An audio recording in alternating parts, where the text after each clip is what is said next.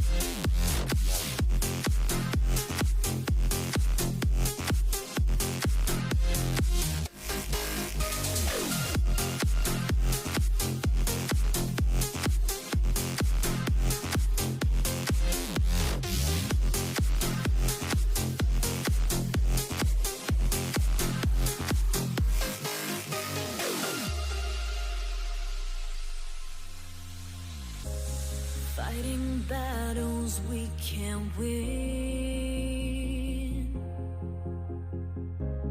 Can't you see the mess we're in?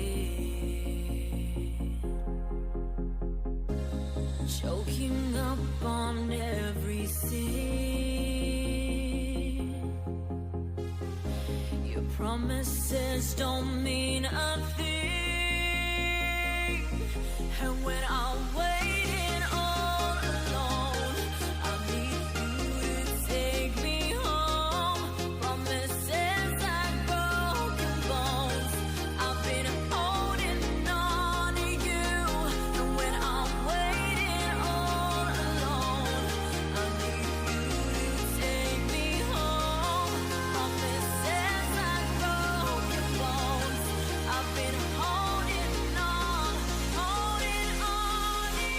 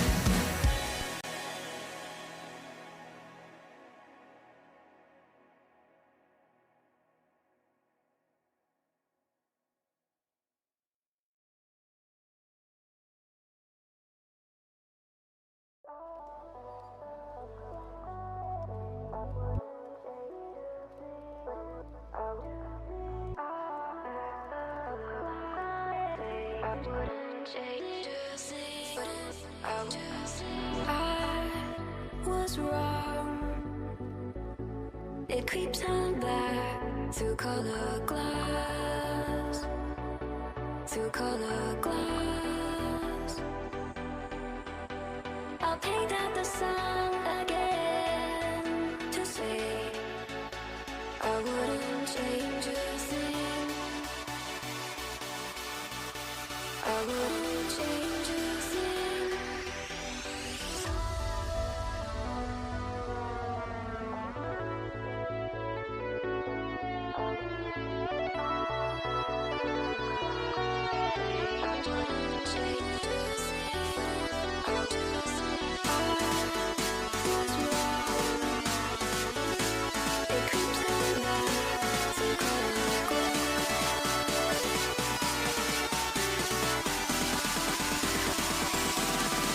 Come with me.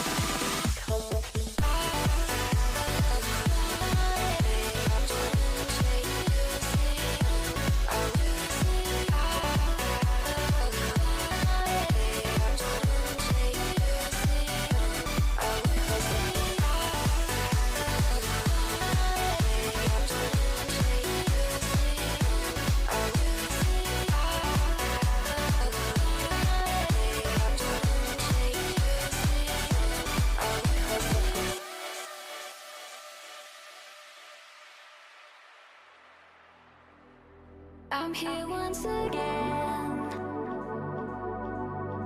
and I'm dealing, I'm feeling the pain. So who takes the fall again? Come with me.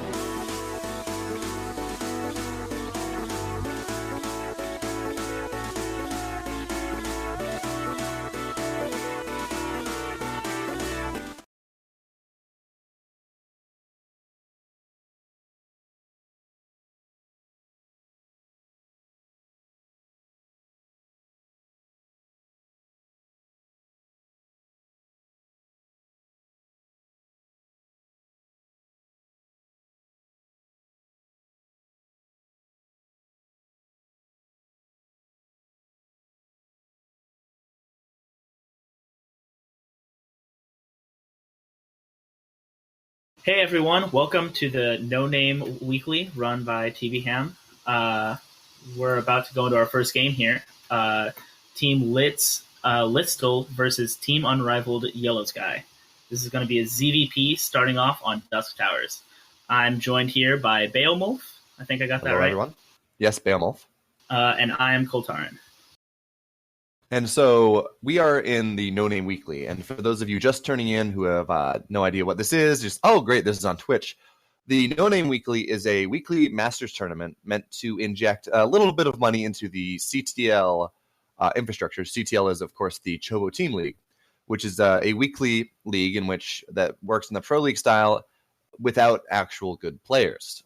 We are people who are operate from, at this point, it is roughly gold to diamond.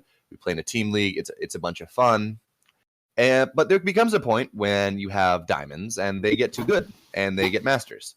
and they can suddenly no longer play in the league, with the exception of 1 week.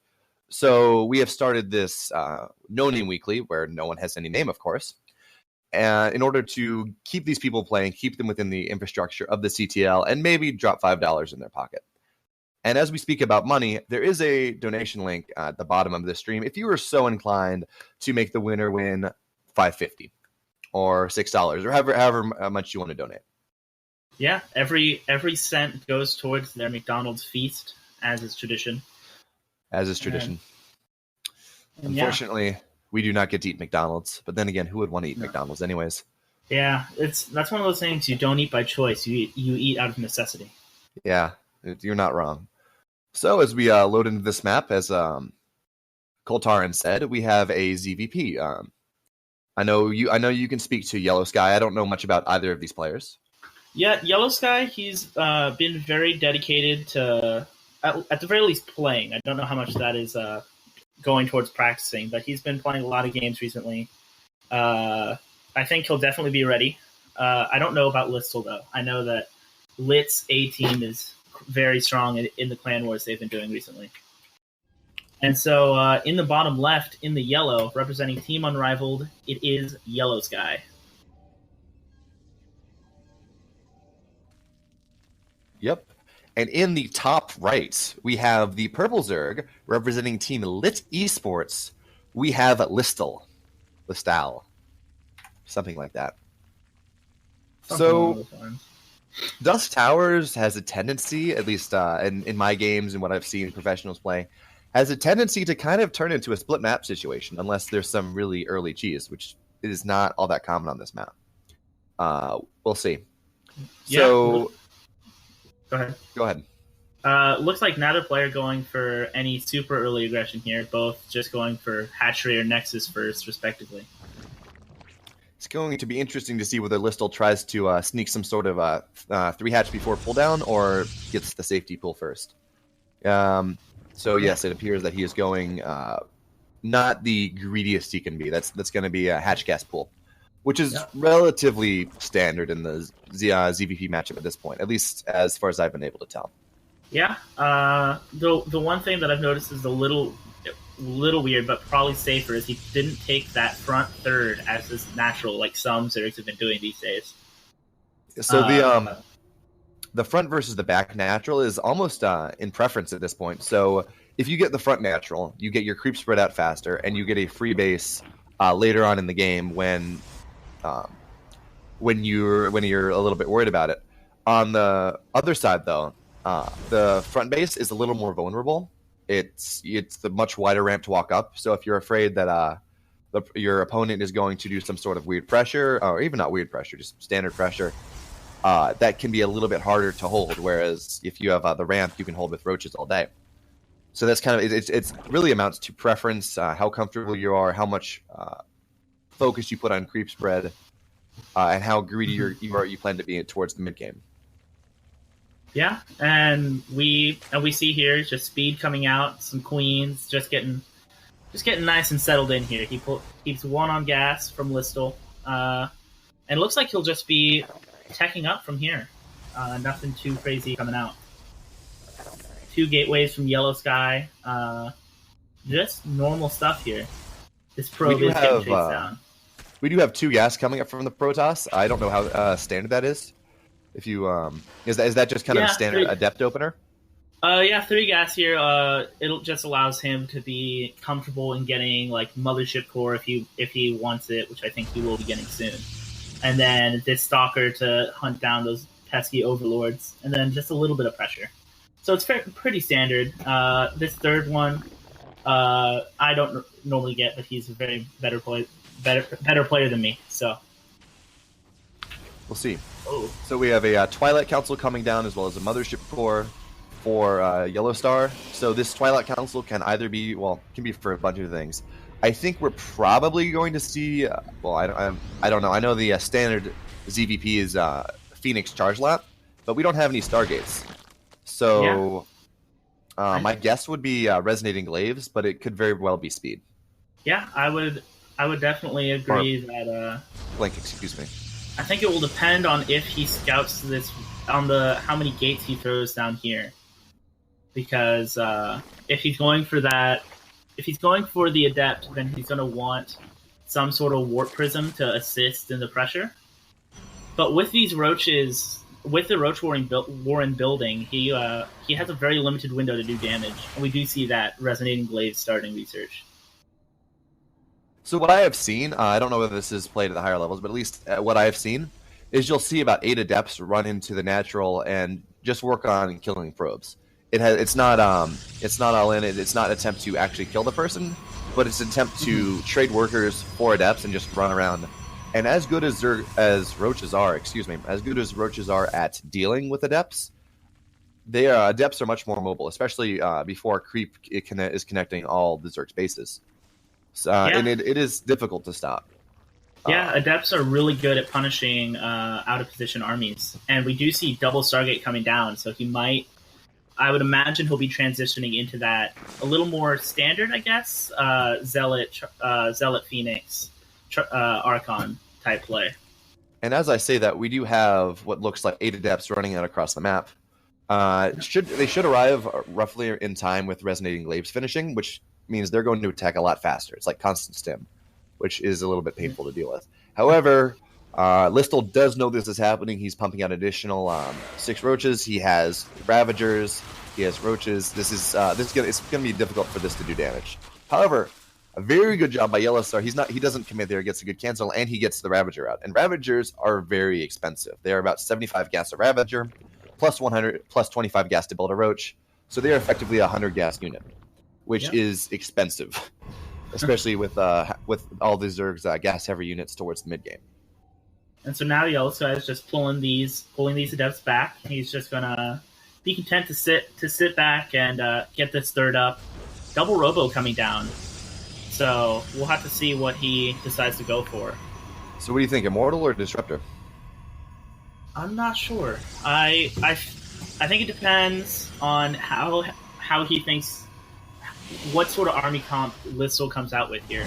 Because if it's more of if it's pretty heavy in roaches, then he could go for an Immortal Adept Phoenix, kind of all in almost, or heavy pressure,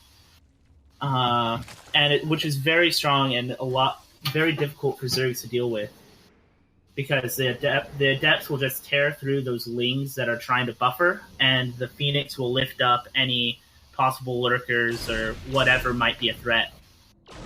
Well, if he was going to do that, he'd have to hit soon, because even if the Phoenixes are lifting him up, the Zerg is going to have a significant economy, and just hoping to win with Adept Phoenix would be difficult against a large amount of lurkers. However, we do have Immortals coming, and we do have Zealot Charge. So the standard right now, as far as I can tell, is a Phoenix Immortal Charge lot mid game, where you get about 10 Immortals and just get a spread on the lurkers. So Yellowstar is doing a very good job right now he didn't get a lot of drones, he got 2, but he's heavily supply blocked Listel. And as a Zerg, let me tell you, that Phoenix just diving in and killing your overlords that sit above your static defense is just incredibly annoying. It slows down everything, forces you to build a lot more overlords. Now, of note, there are no forges for Yellowstar right now, so Listel's going to have his 1-1 far in advance of any upgrade, any attack or shield or armor upgrades that Yellowstar's going to have. Yeah, which is could be really bad for the Protoss player here. He does find a nice little hole here where there aren't any spores protecting these drones. Picks up 6 and another Overlord. So Listel already having to make more. He has 4 in production right now. And we do have Double Forge coming down. Yeah. If Listel can identify this lack of upgrades, he might have a good window here to push. Although he is losing a lot of drones. Yeah, no, this harass is very good. It is already. I don't have the right. I don't have my right thing up, but this is already 14 workers down, which is that's not good. That is how many Phoenix did he have? That's he lost about 3 Phoenix? Yeah, I think 3, and then that was really smart play from Listel. I don't know that it was quite worth it because he lost about 12 of those drones. Well, I mean, there wasn't much he could do about it. Like at that point, it's like, okay, I'm going to run over, and he's going to run away, and I might lose a couple less workers, but he'll dive in as soon as I'm gone. It makes more sense for me to try to kill them. Granted, it's better if it doesn't take damage in the first place, but that was a good way to kind of attempt to equalize the damage. As of right now, Listel is on a good worker count, and we have a big engagement coming up. And to be honest, there is no storm. There are no chargelets. There are no upgrades, and well, this might get held off, but at significant cost. These time warps are really good, but the buffer for these immortals are gone. The last shield is now used. Hydras are just dishing out this damage. He does have some zealots on them, but it's just not enough. He will have to fall back. I think he needed to target the Phoenix as the attack was happening, because Phoenix just annihilates any of the Hydras they pick up, and Hydras will automatically target what's attacking them. So they're not going to be attacking these Phoenix, as the effective DPS, the effective supply of the army, is significantly decreased, and that he is now open to a counterattack. I don't think this counterattack is going to do anything. In fact, he might end up losing these immortals as well. Oh, that's cute. It's not going to help because they're all dead, but that was a good quick save. Oh, he needs to get that observer is almost dead. This Roach is going incognito. That Roach, 1-kill Roach. This second attack might be the finishing blow here. I think it's going to be. Where's supplies? He's going to need some really nice Phoenix micro, and this Archon is crucial for that AoE damage. Yeah. The Lings, they're just running by. Doubling the army supply at this point. There's not a whole lot he can do. The worker lines are getting ravaged. The 4th is going to go down soon. As of right now, there are 3 Phoenix, 2 Templar, and an Immortal, and that's not enough to deal with this Ling Hydra Roach attack. Yeah, at this point, it's just a matter of time. 2 Immortals in production. There's GG. Listel takes game 1. Yeah, I think that Yellow Sky just needed a little more bodies, really, at the end of the day. Yeah, and if you notice, there was a significant time when he had over 1,000 minerals in the bank. Mm-hmm. And that is certainly enough to make it difficult to hold if you're banking that much when your opponent does not. Yeah, and losing those 3 Phoenix like that pretty much just stopped his harass dead in its tracks. And from that point, Listel had control of the map, really. Yeah, and I think the upgrade differential was pretty bad as well, because if you're Zerg, you don't need to get upgrades immediately as as lurkers. So if you're going for a lurker based composition, lurkers do a lot of damage. They are buffed by upgrades, but their damage is strong regardless. It's like getting ultras and not getting attack upgrades. Now, when you're dealing with versus Protoss, ultras are not good because you'll have 10 immortals and they'll die in an instant. But it's the concept of getting no attack upgrades with ultras versus Terran. Yeah. I think that Yellow Sky this game should definitely be going for earlier upgrades, at the very least matching what Listel is getting here, or attacking before they're a factor if he wants to go that very late upgrade path that he did last game. I also think the secondary problem was he went in with those adepts and he dedicated towards the resonating glaives, and he didn't have any way of reinforcing. It was those 8 adepts attempting to do something behind what felt like a very delayed third base. As what's the standard Protoss macro appears to be at this point is getting a third base almost in line with a Zerg. Not quite, but almost. Yeah. In the top right position, in the yellow, it is Yellow Sky. Yep. And in the top left, in the purple, in a very short rush distance, we have Lit Esports Listel. Or Listal? I don't know. I'm going to go with Listel. That's easier to say. Man, I really need to fix my my UI. I brought it back to the default when I was going over some replays with a teammate, because then I could take control of it and actually do whatever. And custom observer interfaces don't let you do that. However, doing that is much more annoying. Having the default Blizzard UI is much more annoying than having GameHeart. And that's cute. Yellow Star is doing his best right now. This is painful, actually. As a Zerg, this happening to me all the time is this happening is just very annoying, especially if you're going for some sort of aggressive build. You're just like, okay, my timing is so off. I'm not gonna be able to build the units I want to build. Yeah. I don't know whether that's happening this time, but He forced him to bring that other drone over, which just a little bit of denied income. and Makes he him throw forced down a that pool. yeah, and the pool is at a weird timing too. It's not the standard, or it's not the standard pool you would want to get if you were gonna go pool first. Yeah, and both players just getting their expansions up. Yellow Sky does already have his gateway completed. A bit faster than usual. He did get it before that Nexus. No. And now, sorry. Go ahead. No, go ahead. Yeah, he could be adding on more gateways, and he is going to get that wall off at the or a little choke point at the bottom there, which we're seeing some pros do these days. Yeah, that is effective. I mean, if you think about it, in ZVP, I've seen a lot more of like eight link drops into the main, things like that. And man, my mouse just died. So seeing kind of attacking on two fronts with a bunch of lings in order to do damage, whatever, and getting this double wall is very useful because that means that it takes lings longer to run into the main if you don't have it open, and secondarily, it means it makes it harder for lings to meet up and surround your wall because they have to get through another wall first. And just gives more or concentrates the lings into a lesser surface area if you decide to overcharge. And yeah, we just see this Overlord does get scouting information. Doesn't really see anything worthwhile, but because there really isn't anything worthwhile worth seeing here.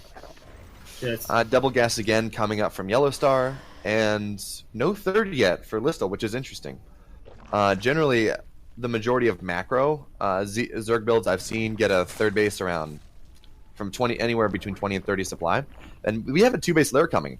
If I was to guess, I was going to say this was a Nidus build.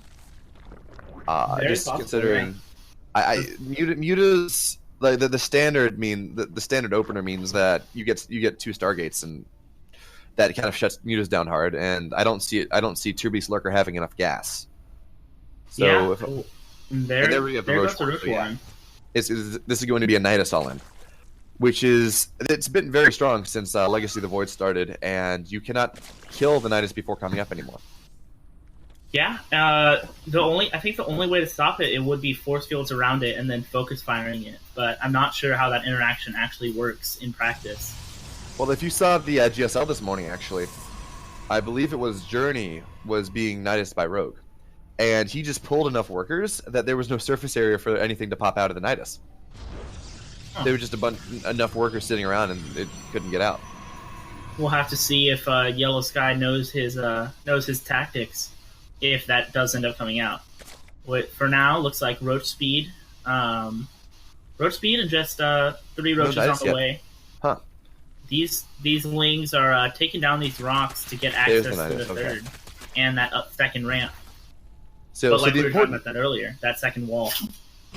So the important part about that second wall is getting in there is not only it means you have a secondary attack route, but it means you can get vision to build your Nidus if your Overlord gets sniped or something like that in a weird spot. Yeah, and the Nidus network is down, and he does have an Overlord in position to get that placed. This is almost an anti-timing though, right? If you think about it, because you have all these Adepts coming in the main, and well, no, he's the stuff's okay. He's fine. I was gonna say, he's putting all this stuff in the Nidus, and he's gonna, he's not gonna have anything to defend. However, as it stands, Yellow Star just lost a lot of Adepts. Yeah, and there's nothing in production right now. To defend.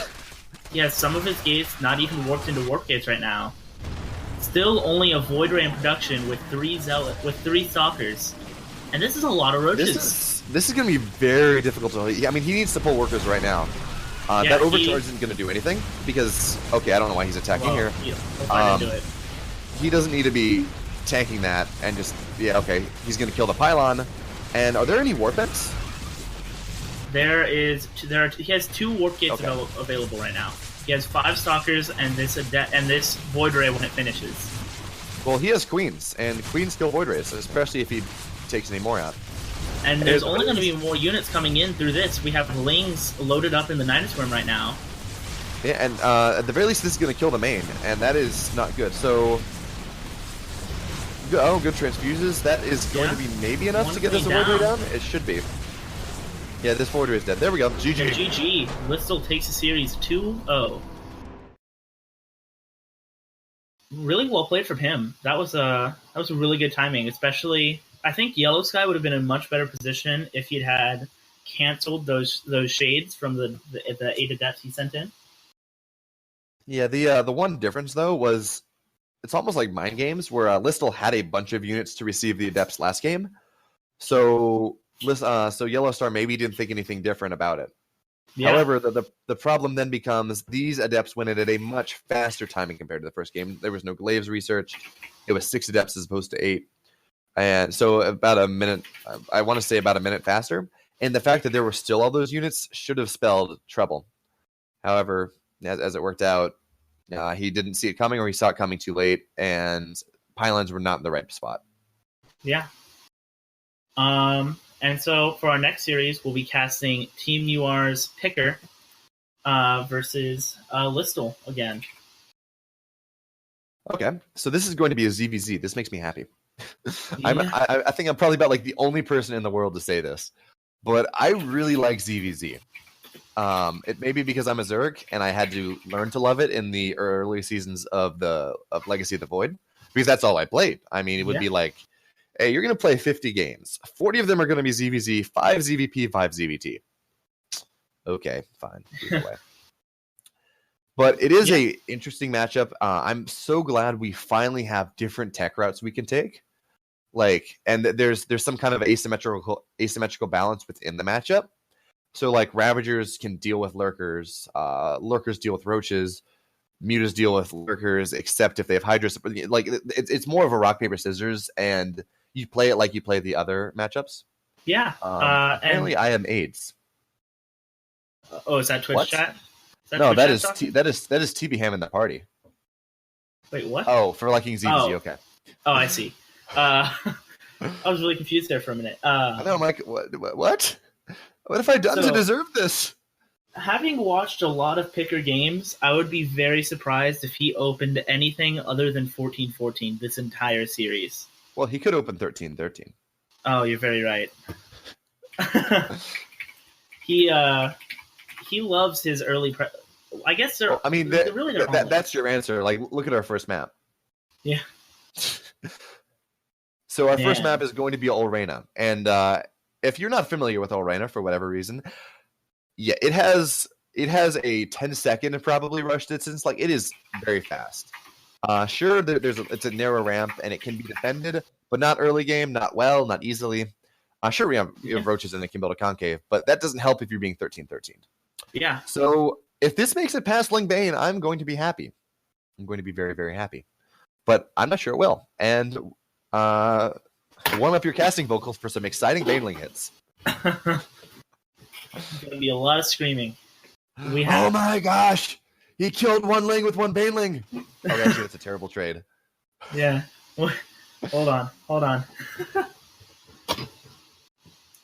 So we'll have to see how if these players decide to utilize any interesting little burrow play with those Banelings on that choke point, because it's that choke point or take forever to get across the map.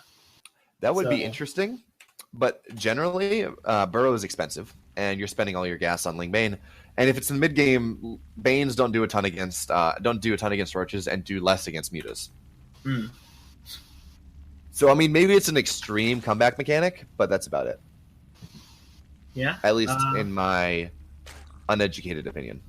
In the bottom left, representing Team Unrivaled or Unit 5, it is Picker. And then in the top left, representing Team Lit Esports, we have Listel. I think Listel's goal today is just going to be to take out as many Team UR members as he possibly can. Hey, I'm all for that, right? And I do believe you owe me some caster bucks, because if you saw Picker's opening, it was not 13-13 or 14-14. It was hatch gas, probably, or pool gas, probably then a hatch at 17. Well, yes, Yeah. 17 pool, which I is stand a corrected. defensive ZVZ opening, and there he goes for the 17 hatch. Whereas what's his name, Listel went for a hatch first on, I'm going to want to say 16, and then Yeah. probably like a 16 and 15 hatch, and now he's going for gas. So these are both defensive, greedy-ish openings. I mean, anything involving a second hatchery in ZVZ is greedy at this point. Especially But- on Molina. Oh, very much so. But it should. I mean, we have a gentleman's agreement for the first part of the game, and no speed on the way for either player. Actually, there's no gas being mined for Listel yet. It's only starting right now. So I have seen like later. Well. So much for the gentleman's agreement. This is we're gonna have some roaches, boys, and we're going to love them.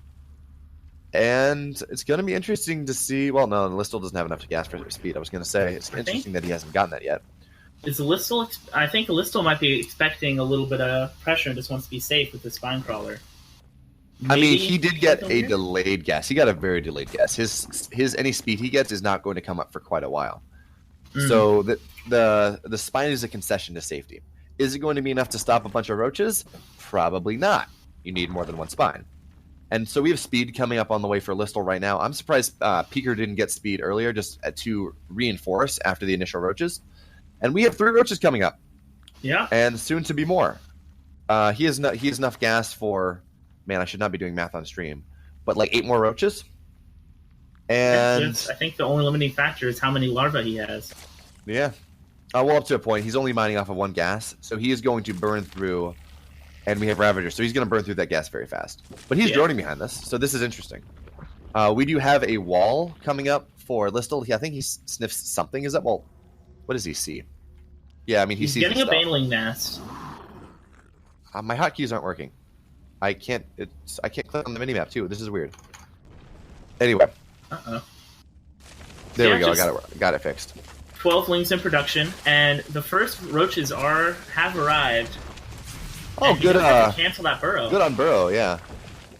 So speed's not done yet. Speed, if you get speed, it's going to be enough to deal with this, assuming they don't get into a really nasty position.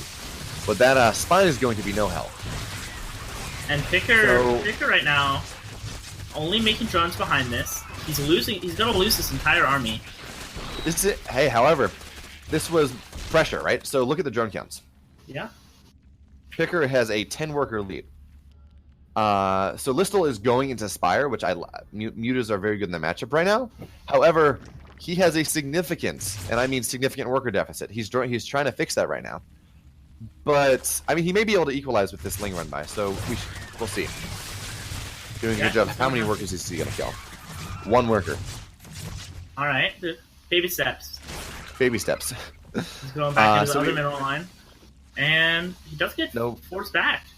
Yeah, this is very interesting. I think he could have got. I think it was going to be worth it to sack those Lings for many workers, because, well, he's pulled ahead actually in the drone count, so he's going to be fine. It wasn't like that significant 30-second window where he's ahead in workers, and his Spire is almost done.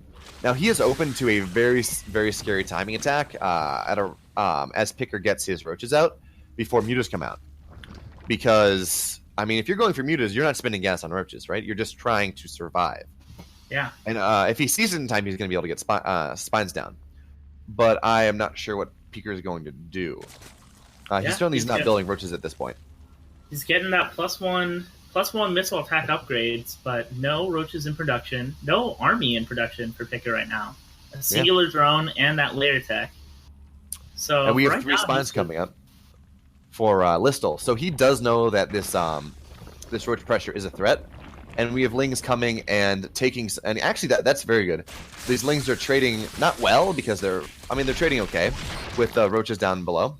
And A, delaying the third, and B, just killing some roaches that could be used in an attack later. That he couldn't quite stop it. But the Spire is 16 seconds away from completion at this point. The timing window for Peeker to get anything done is just about over. These spines Picker- are going to go create a concave on the ramp, so it's going to, or on the bridge, so it's going to be even harder to get down. And we have thirds coming up at roughly similar times. In the meantime, Listel has seven mutas coming in. And Picker has lost 2 Overlords to just Queens, 1 off creep and 1 on creep, and gotten supply block both times. Just a little bit of miss micro there that might end up costing him in terms of hitting that timing. He does have spores in production, so he will be ready. Oh, I like this. I'm glad I'm not the only one doing this. So Listel is going straight from this mute attack into Hydras. And getting Hydras by itself doesn't make a lot of sense. So he is going... I want to say he's going to go into a Lurker attack behind this, which is very strong. So what do you build in response to mutas? You would probably... I would imagine Hydras, right? Hydras and Roaches to deal with any Lings, Banelings, and even Spores. What are Hydras, Roaches, and Spores very bad at killing? Lurkers. Yes. Yeah. Wow. And Lurkers do a ton of base damage. Just they don't need upgrades. So sure, you're going to be behind. Listel's going to be behind 2 attack upgrades probably. It's not going to matter because you go in and you burrow Lurkers in Picker's face from a base up, aka 2 more gas up, which is very significant in ZVZ because you're really metered by how much gas you have. Yeah, and these Hydras are coming out for Picker here, but like you said, he's on the timer here. As soon as that Lurker Den is done, it's going to be a really rough time for Picker to even trade remotely well against this army. Now, I would like to see Listel in the meantime drone up some more and take a 4th because right now he has incredible map control. He's the Picker can't move out. He just doesn't have the army for it. So he's doing a very good job of picking some Hydras off as this happens, just slowing the army down, slowing Picker's eventual move out because there's going to hit a point where he's just going to be quote unquote too far behind, which just from being the bases down. And he needs to do something about that. So he's going to hit a point where he thinks he has enough Hydras to contest the mutas, and he's going to try to push it across the map. Unfortunately, the Lurker Den is done, and we have 6 Lurkers on the way. Man, that's scary. I don't know what Picker can do to deal with this with the tools that he has right now. These mutas doing a very good job of just buying more time for Listel's army just to get ready. And yeah, Picker right now getting his +2 missile attack, which will be good. But I mean, Lurkers, man. Only if you can hit so the muta's job in this next fight when the Lurkers run in is just to kill all the detection, and by that I mean kill any overseers. So Picker is going into Lurkers because that is kind of the mid-late game of ZVZ, but he's a little bit too late. I don't know why that Lurker's burrowing, just to prevent any backstabs, whatever. So this is cute with the with the spines. I don't think it's necessary. I think he should just kind of run in and kill. But he's leapfrogging the Lurkers forward. Yeah, and Picker, I think Picker definitely should have tried to hold that choke point. Nice little pick off of 2 of them. Yeah, but there's still more. What you need to do with Lurkers is, with what he's doing right here, the longer he waits, well, I mean, I guess he's waiting for Carapace. But if you run Lurker Ling in and just kind of burrow it on their face, it's going to do enough damage because the Lings just surround everything and prevent them from moving.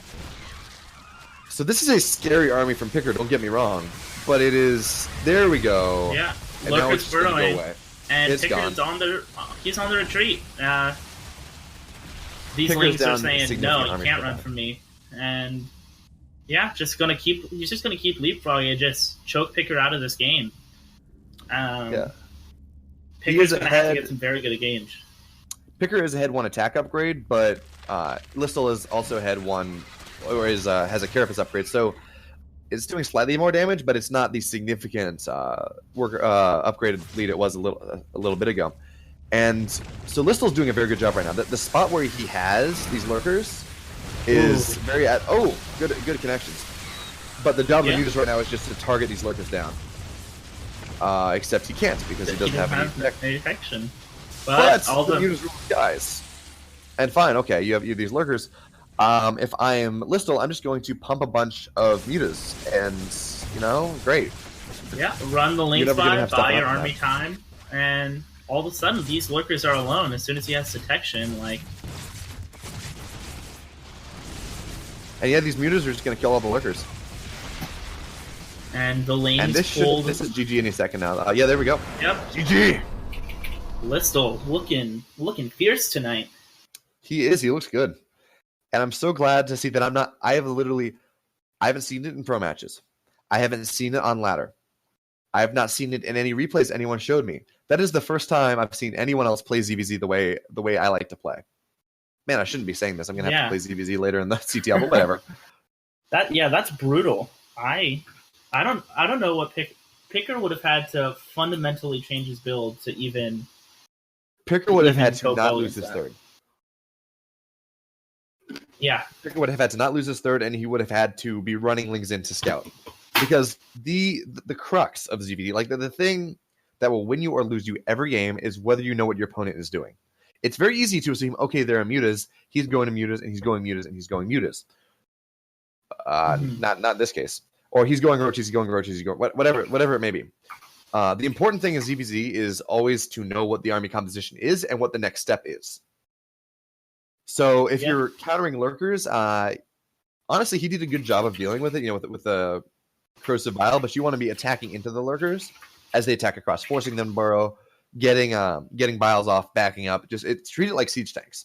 In the meantime, you're picking mutas off because Listel only got like 8 mutas. Yeah. Sorry. Yeah. Picker just kind of, I don't know, he just kind of flailed. It seemed he seemed kind of not sure what to do against Listel's transitions. Yep, and I will say that you can partially attribute that just to the fact that this is never seen on ladder, like at all. Mm-hmm. Maybe it's different in masters. Maybe I'm only high-ish diamond. Maybe it's different high masters. I don't know. But from every ZVZ I've played a lot of ZVZ because that's the only thing you play in Legacy. You don't see it. You see Ling Bane, you see Roach Ravager, you see mutas. You don't see this. Yeah. And I'm sorry, I'm nerding out about ZVZ a little bit, but it makes me very happy. Yeah, no, it's really awesome to see. I love seeing these more innovative builds that you just simply won't see anywhere else.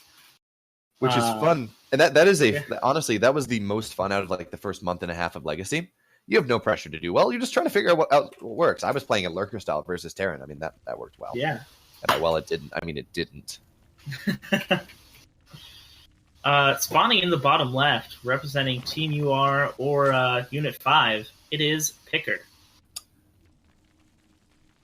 He's suave and purple. And in the top right, in a very pretty pink, representing Team Lit Esports, we have Listel. Picker, he's tired of the nonsense. He's going for what he knows. There we go. There's the 13-14. 14-14, yeah. Yeah. So the question is this Lings or is this? No, this got it. This is Ling Bane. I've seen some weird. This is not good. This is not good. Listel is going for a hatch first. You can hold a 14-14 with a hatch first. I've done it. The trick is though your opponent has to be worse than you. I think Listel just has to be the next life here, and I think he's okay, minus the match fixing. Actually, this is really bad because Listel is not getting a pool immediately after a hatch. Yep. There's an opener that you'll see where it's 16, 15, 14 hatch gas pool, and that does a decent job of holding up a 14-14. You might lose your natural, but you kill all the lings and you have more workers, and it is fine. I mean, sure, you hate losing the natural, but it's not the end of the world because you did get some production out of it. However, that is not this build. And he is not going to have gas anywhere near in parity with Picker. He's not even mining gas yet at this point. The gas isn't even up, and Picker's speed is halfway done. Well, not halfway, but close enough. And Picker has a very minor, now tied supply lead. He has the Baneling Nest already on the way. Speed, like you said, about halfway. And Spawning Pool is still not even done. There are now 2 Lings and a Queen in production. And Picker so doing a nice little dodge. The trick is whether Listel is going to see this at all because Picker's doing a very good job of hiding his lings. I mean, these 2 lings, this is standard scouting, right? This is okay. There we go. Actually, yeah, no, that should cue Listel off, and he's building lings in the spine. Because those initial 2 lings, those are scouting lings. Like you'll see that every matchup. Well, most games. Good ling micro, very good ling micro. From Yeah, Bigger. that was good trades Fancy. there. He did get a. There we go. And That nice is timing. okay, there we go. Speed's going to finish like right about now as these banelings are hitting. Spine And crawler so, will be done. oh, that was not Nice not a good connection at all. Yeah, He did not want to run that into the queen, but he does have lings in the drones, and spine crawler doing its good, best. good spine but crawler position. Picker just has to walk down to this natural.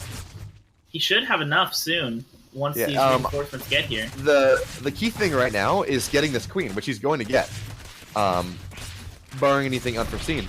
There we go. Because right now, sure, Listel has 2 bases. That was Oh, man, really that good Bane micro. micro. Yeah, sure. Listel has 2 bases to Picker's 1. Oh, okay, 5 workers. All right, 5 Could be workers. better. But that's a dead queen. As of okay, it's a dead queen now. There we go. As of this point, sure, Listel has 2 bases. He is up 3 workers. Great. He does. The production is about equal because Picker is getting those 4 larva cycle, and Listel simply isn't. Okay, he's got another queen up now, but he's lost 3 queens at this point. That is not good. However, the interesting thing is, all of Picker's army across the map has been killed, and he is droning behind this. Has he done enough damage? I'm not so sure. The worker supply is even. The Even tech is and- even. And his hatchery is late. Exactly. He decided to get 6 drones rather than maybe continuing that pressure.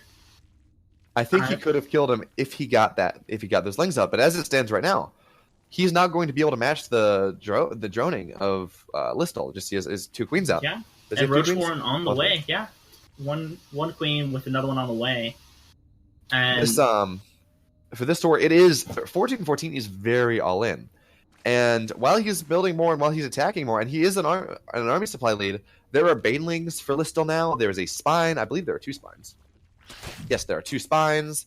There are queens. This is going to be very hard for Picker to break. yeah, and he's already forced out. Not even. Did he see that Roachborn? Did he? Barely. He barely saw it. Yeah, well, And yeah, but did he click on it, though, is the question.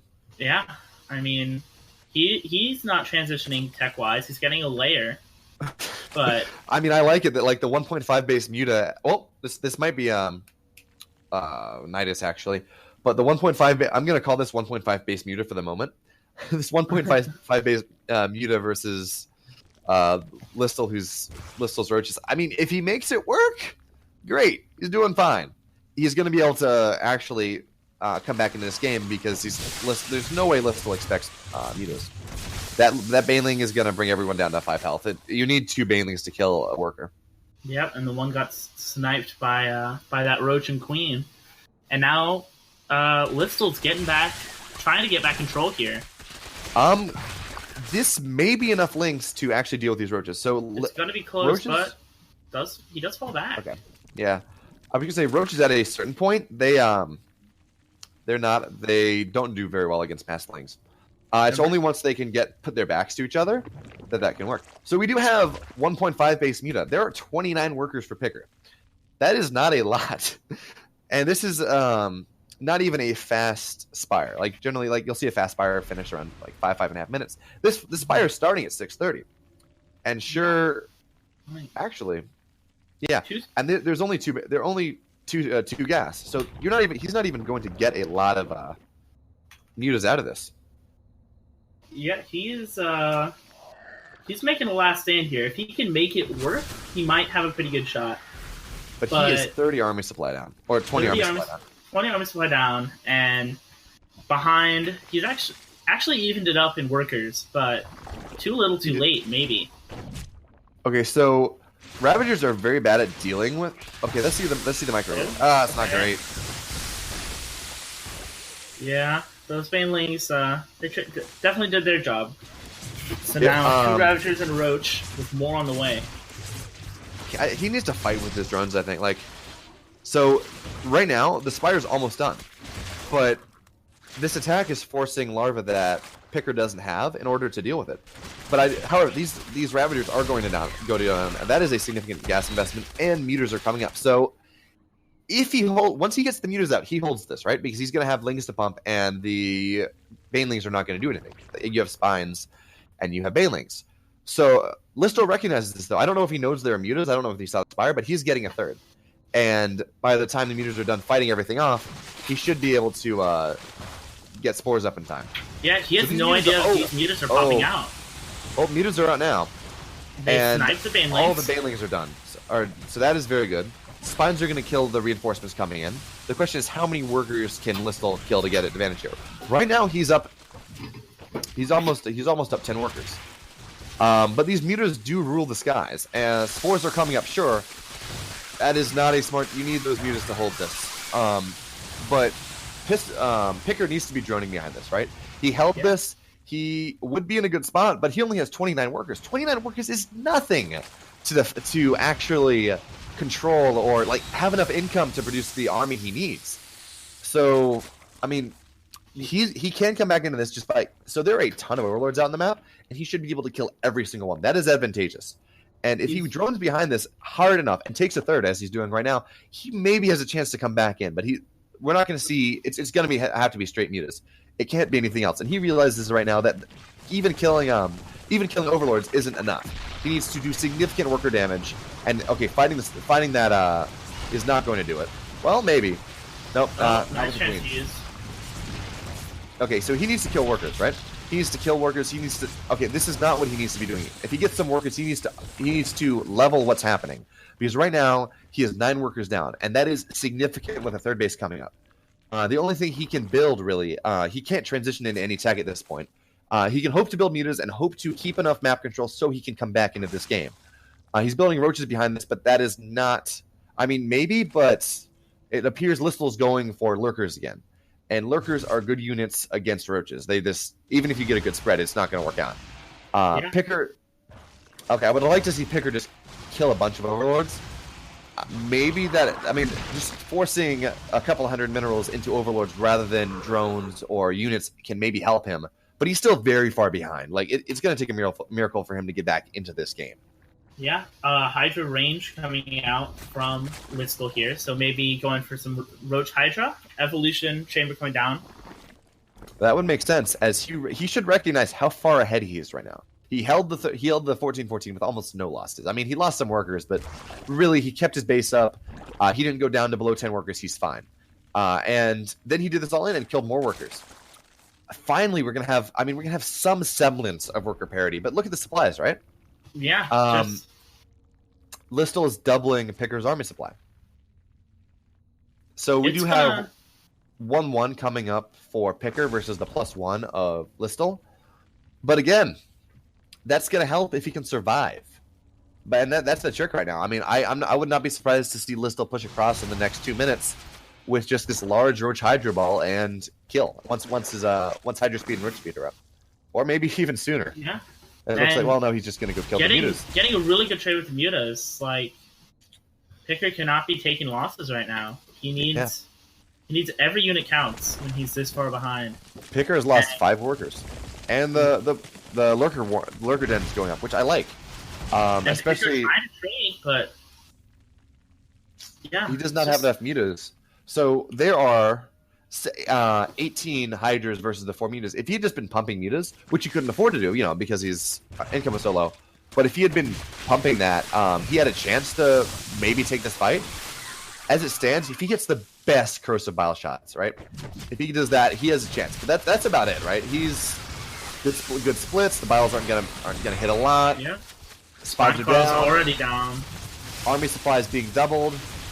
Yeah, I expect to see GG from Picker any second now. Yeah. He doesn't have anything. I mean, 4 Ravagers, they can micro all they want. They're not gonna beat this many Hydras. We're at the point where pure Hydra beats pure Roach. Yep. Which is not something you'll see. Like, Hydras have a lot of DPS, but they're very squishy. It doesn't matter. And Picker's going to be supply blocked. I guess at this point, Picker's just taking the time to just kind of digest that he lost, because he has no way back into this game. The one way back into this game was if his Mutas had been able to get significant Roach kills or drone kills, but that didn't happen. He is down 2 bases. He's up an upgrade maybe, but he's down tech. He's down an army supply. He's being... There we go. GG. GG. Listel, man. Like... Whew. Good job. He's been impressive. Picker had some excellent micro early game. I don't feel like he committed hard. He was afraid of commitment. Yeah, he just he had the tools that he could he had the tools that he needed in order to get that harassment done and get himself in a good position. And he just didn't commit, like you said. He just he started it and then he decided to try and drone without a natural even up. And Beomul, not Beomul. Listel just took advantage and just got ahead. Like, the time supply capped is really astronomically different this game, and kind of tells the story. 12 seconds to 1 minute 14 in a 12-minute match. Like, you're not wrong. And to be honest, so catching him on the drone, Picker had to drone. Like, if your all-in fails, you have to do something to get back, and you're not going to get back by punching more lings into banelings and roaches. It's just not going to work. So you got to hope to maybe be able to see some all in and maybe tech up and get some sort of concave at the top of your ramp and drone behind it and hope against hope that they're maybe not going to attack and you maybe have a chance back into this game. Granted, if you're 14-14, there's not much you can do. But, yeah. I mean, maybe that's his only chance, and Listel correctly identified that and just punched him to kill. Also, TB Ham seems to take exception to what I've defined my league as. I'm sorry, okay, fine, TB Ham. I'm low bronze. Yes, I'm low bronze. I don't know what I'm talking about. Yeah, I personally don't even play StarCraft. I just I play League of Legends. I mean, yeah, though that's how your analysis is so good, right? Yeah, exactly. So just as a bracket update, Blaze has beaten Monk 2-0. Well done. Monk is Monk's strong. So Monk had dropped to the losers bracket and will be playing Yellow Sky for the honor of playing Picker. And next up, we'll have Listel versus Blaze. Sounds like a plan. I'm gonna put these brackets up. So it will be a ZVT. Blaze saying "yikes" upon learning. Yikes! I don't want to play all Renim versus Zerg. What is this? Yeah, so Blaze, he's a very strong player, and taking out someone like Monk in his first round is huge. Man, so Blaze, that's impressive. So I played in the CSL about a year ago, or no, it wasn't the CSL. It was another like GSL style tournament, and I played Blaze, and I narrowly lost to him when I was still in Platinum and he was in Diamond. So that's impressive that he's improved a lot in a year. Yeah, Blaze and Monk have been practicing a lot together. Like, I think they've played around 30 matches this past week together, so they're very familiar with one another. That would have been a very interesting series to watch. A lot of mind games, I would imagine. Oh yeah. We're just getting these vetoes out of the way right now. Yeah, I'm trying to pull up the brackets, but unfortunately my computer is being stupid. There we go. All right. I appreciate how Monk has he won the series versus Yellow Sky 22,000, like 222,000 maps to 0. I gotta assume that's a bug because I don't think have Monk and Yellow Sky played yet. I honestly don't know. I imagine they have, since Yellow Sky's in game and Monk is in a... Okay, so Monk did win and he's now playing Picker because they're in a party and Yellow Sky's doing something else. Oh, they don't play, so I don't know how that's decided. Whatever. We'll find out. So since Yellow Sky and Listel played in the first round, because we have an odd amount of people, since they played in the first round, the loser of that is eliminated, and then Monk lost in round 2, so he plays against Picker, the other loser of round 2. I mean, that was bad. I just loaded up the stream to get the chat up, and I heard myself. a minute behind, and I was very confused because I heard you and I heard me like a minute behind everyone. And it's just like, what? Okay. So we have that coming up soon. We have vetoes coming right now. Listel appears to be having trouble with something. I don't know what that is. I assume. Oh yeah, keeping track of the chat. Okay, we'll fine. I'm like, oh no, tech problems. Yeah. Always the worst. Yeah, So it's far, a- vetoes are Orena by Blaze, Central by Listel, and then Prion Terraces by Blaze. Blaze Listel. Blaze Joie, yes.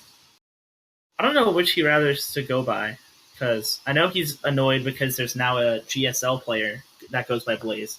Is there? I haven't.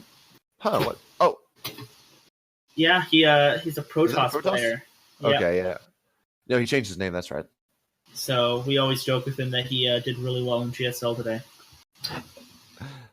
I mean, at least he's not. I mean, sure, fine, he does well in the GSL, but unlike Monk, according to the challenge, at least he's not sponsored by Liquid. So you know. Yeah, well, Monk does work for Liquid. Oh, really? Yeah, he does Hearthstone for them. Huh. Well, I I think you mean Passion Stone. Yes, of course. Casual Stone. Whatever you want to call it. The 5 APM game. Yeah. I say this as if APM is actually a metric of skill. Yeah, Monk is really impressive because he manages to be good. He's gotten masters with all three races separately, and he does really high enough level Hearthstone to do it for Team Liquid. And So wait, does he play or does he write? He writes and casts. Like Okay. he at PAX South, he ran like the Geico gaming booth or whatever for Hearthstone. That's very cool. I mean, what is it with UR and just getting the people involved in esports? Like you had what's his name? Awesome. The translator guy. Oh, Seeker. You have Seeker. yeah. We have Secret. We also had the NASL sound guy. Really? We had him for a minute and then he left. Like was he actually part of the team or was it him just like jokingly accepting a clan request? He joined our Skype group and was there for a minute, and they're like, "Tell us a little about yourself." And he was like, "Oh, I worked for NASL," and I was like, "Oh, were you the sound guy?" And then gone. So he could just be a troll, but it's funnier to imagine. Yeah. I mean, I guess. I mean, I've done work with ASL for the last 2 years, so maybe we can say I don't know. I don't think I count compared to them. Yeah. But I mean, that's pretty cool. You also had a guy from Clarity. I forget who it was though. I don't maybe know if that I was was around Secret for that. This he was in. I have him on my friends list actually from a long time ago on Skype. But it might have been Seeker just rocking Clarity tags. I don't know though. You never know. I still have Kaboosh from when I was in Rival like almost 3 years ago now. Oh, you know, my Skype list my friends list is long. To the point where when I was captain, you know, whenever I'd get someone, I'd edit their name so I knew what they were in StarCraft or where they went by, just because it's like, oh, dude, that's probably what you know them by, especially if you're making lineups. Oh yeah, like it's always annoying that whenever you're like, they're like, oh, just message me on Skype, and their Skype name's just completely different from what their actual name is. Like, So in the game coming up, we're going to have the cotton candy players. Blaze is like bright, he's not UR blue, he's bright blue, like baby blue. yeah, And Listel's like the same thing he's been playing. he's just sticking with that pink. Cotton candy bros, says Listel. Together they are stronger. Or maybe just sweeter, more likely to dissolve in water. Okay, so if they're cotton candy and they dissolve in water, does that make them witches? Ooh, I think it does. Having talked to Blaze quite a bit, yeah, I think it definitely makes him a witch. We must ban her! I know I'm no witch. I know I'm putting references together, but it's okay. I don't care. Hey, hopefully we'll see some Hellions so we can literally burn them. In the top right, in the cyan, one half of the Cotton Candy Bros, it is Blaze Joie. And then in the bottom left, the other half of the Cotton Candy Bros, representing Team Lit Esports, we have Listel. And, Listel's making it very easy for us to decide what games are. Generally you follow one player. Yeah. But there's one winner's bracket, and it's Listel, and we get to figure out how he likes to play. We've seen a ZVP. Yes, CVG. we have. We've seen it, and he built lurkers in both matchups. Does he build lurkers against Cotton Candy? I mean, you'd think it would work well, right? You have a Cotton Candy would really rip through the sugar stuff. Is cotton candy flammable? It's sugar. Sugars. I mean, if you ever had creme brulee, Yes, I have. creme brulee is flammable. I mean, that's how it's made. Yeah. You brulee it, you burn it, and sugar is a lot of air, and it has a very high caloric count. So if I was to guess, I would say it's very flammable. Why? It'd be a really interesting slow-mo video. like burning cotton candy ever so slowly. Yeah. Just like at a fair, we see Blaze getting his orbital Reaper coming out. Nothing too crazy. And yeah, that makes sense. This map is not a great map for any sort of early early like 3-rack Reaper play, anything like that. Because if you think about it, look, it's a small choke. And it's not a lot of hop distance, and it's not like Prion. It's not like Orbital where there's a ton of room to get up and down and move between the bases. So this does make sense. Although, to be fair, the fact that it is bad on this map could mean that you want to do it because it's bad. Yeah. Because no one expects it. Mind games. Blaze But it days. appears that Blaze is not SOS. No, he just sticking with what he knows. Getting a reactor, has a marine out to get any of those disgusting overlords that fly into his base, and getting his factory. Just nice. Oh, that was interesting. So Blaze, I guess he tried to predict where the Lings were going to go, and he put a grenade in front of there's the grenade, then there's the Reaper, then there's the Lings. Okay, good micro there. By Blaze, he got at least one Ling. He might get another. And at this point, the goal is for the Zerg to lose as little as possible. I don't think he's going to lose any workers with Creeds out, with Lings out. But even losing one Ling it's not that big a deal. It maybe hurts your ability if there was a second Reaper to come out, and it's just a mental thing almost. But I think he looks like he's going to be fine. Speed is 3/4 of the way done, and we have what do we have coming up? We have a Starport and we have a Widowmine coming up. How many Widowmines do we have? Just one? Just one, Yeah. with a tech lab ready on this factory. So let's see what he does with that. I'm thinking with a Starport coming up, it was gonna okay. This is gonna be like a 5 Marine, 1 Widowmine drop with tanks behind it to defend it on anything. And in response, Listel, what has Listel seen? Very little, I think. no, he's seen it all. He's seen a lot. He sees everything. He's seen the 1-1-1. So Listel, in response to this, well, maybe not in response because he made the lair commitment beforehand. He's going for what I would guess to be a 2-base mutas. There's no Roach Warren coming up, and he does have an 8-worker lead. However, it's going to be interesting to see whether he can hold this, as he's not producing any units right now. Ooh, and this drop gets spotted. That it does. In the meantime, we do have a 3rd CC coming up for Blazejoie. And it looks like Blaze, 3rd whatever. hatchery coming down. For Yeah, Listel. that would be standard for a 2-base muta. Spire's coming up right now, but that's not going to be up anywhere near in time to deal with this drop. There isn't And anything in place here. There is not. Listel saw it coming, but he doesn't have any army. Yeah, this Widow and is going to burrow and get a connection. the Four workers dead. workers That is already. a solid connection. And he just picks up those Marines and gets out. That was a very effective drop, and I don't understand. So Listel saw that. He saw the drop going across the map. I don't understand why he didn't build anything to deal with it. Or have Mutas those are going to be queens in halfway done. place.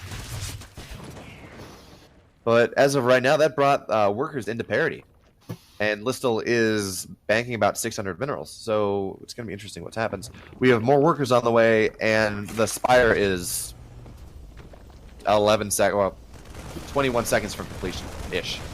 So he's going to be able to hopefully deal some counter damage. But he is not in the overwhelming worker lead that you'll generally see. One benefit coming for him, though, is our Terran has not... Well, okay, there are the upgrades. So he might be, depending on when his evos go down, he's not going to be too far behind. He's going to be significantly behind in upgrades, but it's not going to be the end of the world. Unlike some 2-base mutaplays you'll see. Yeah.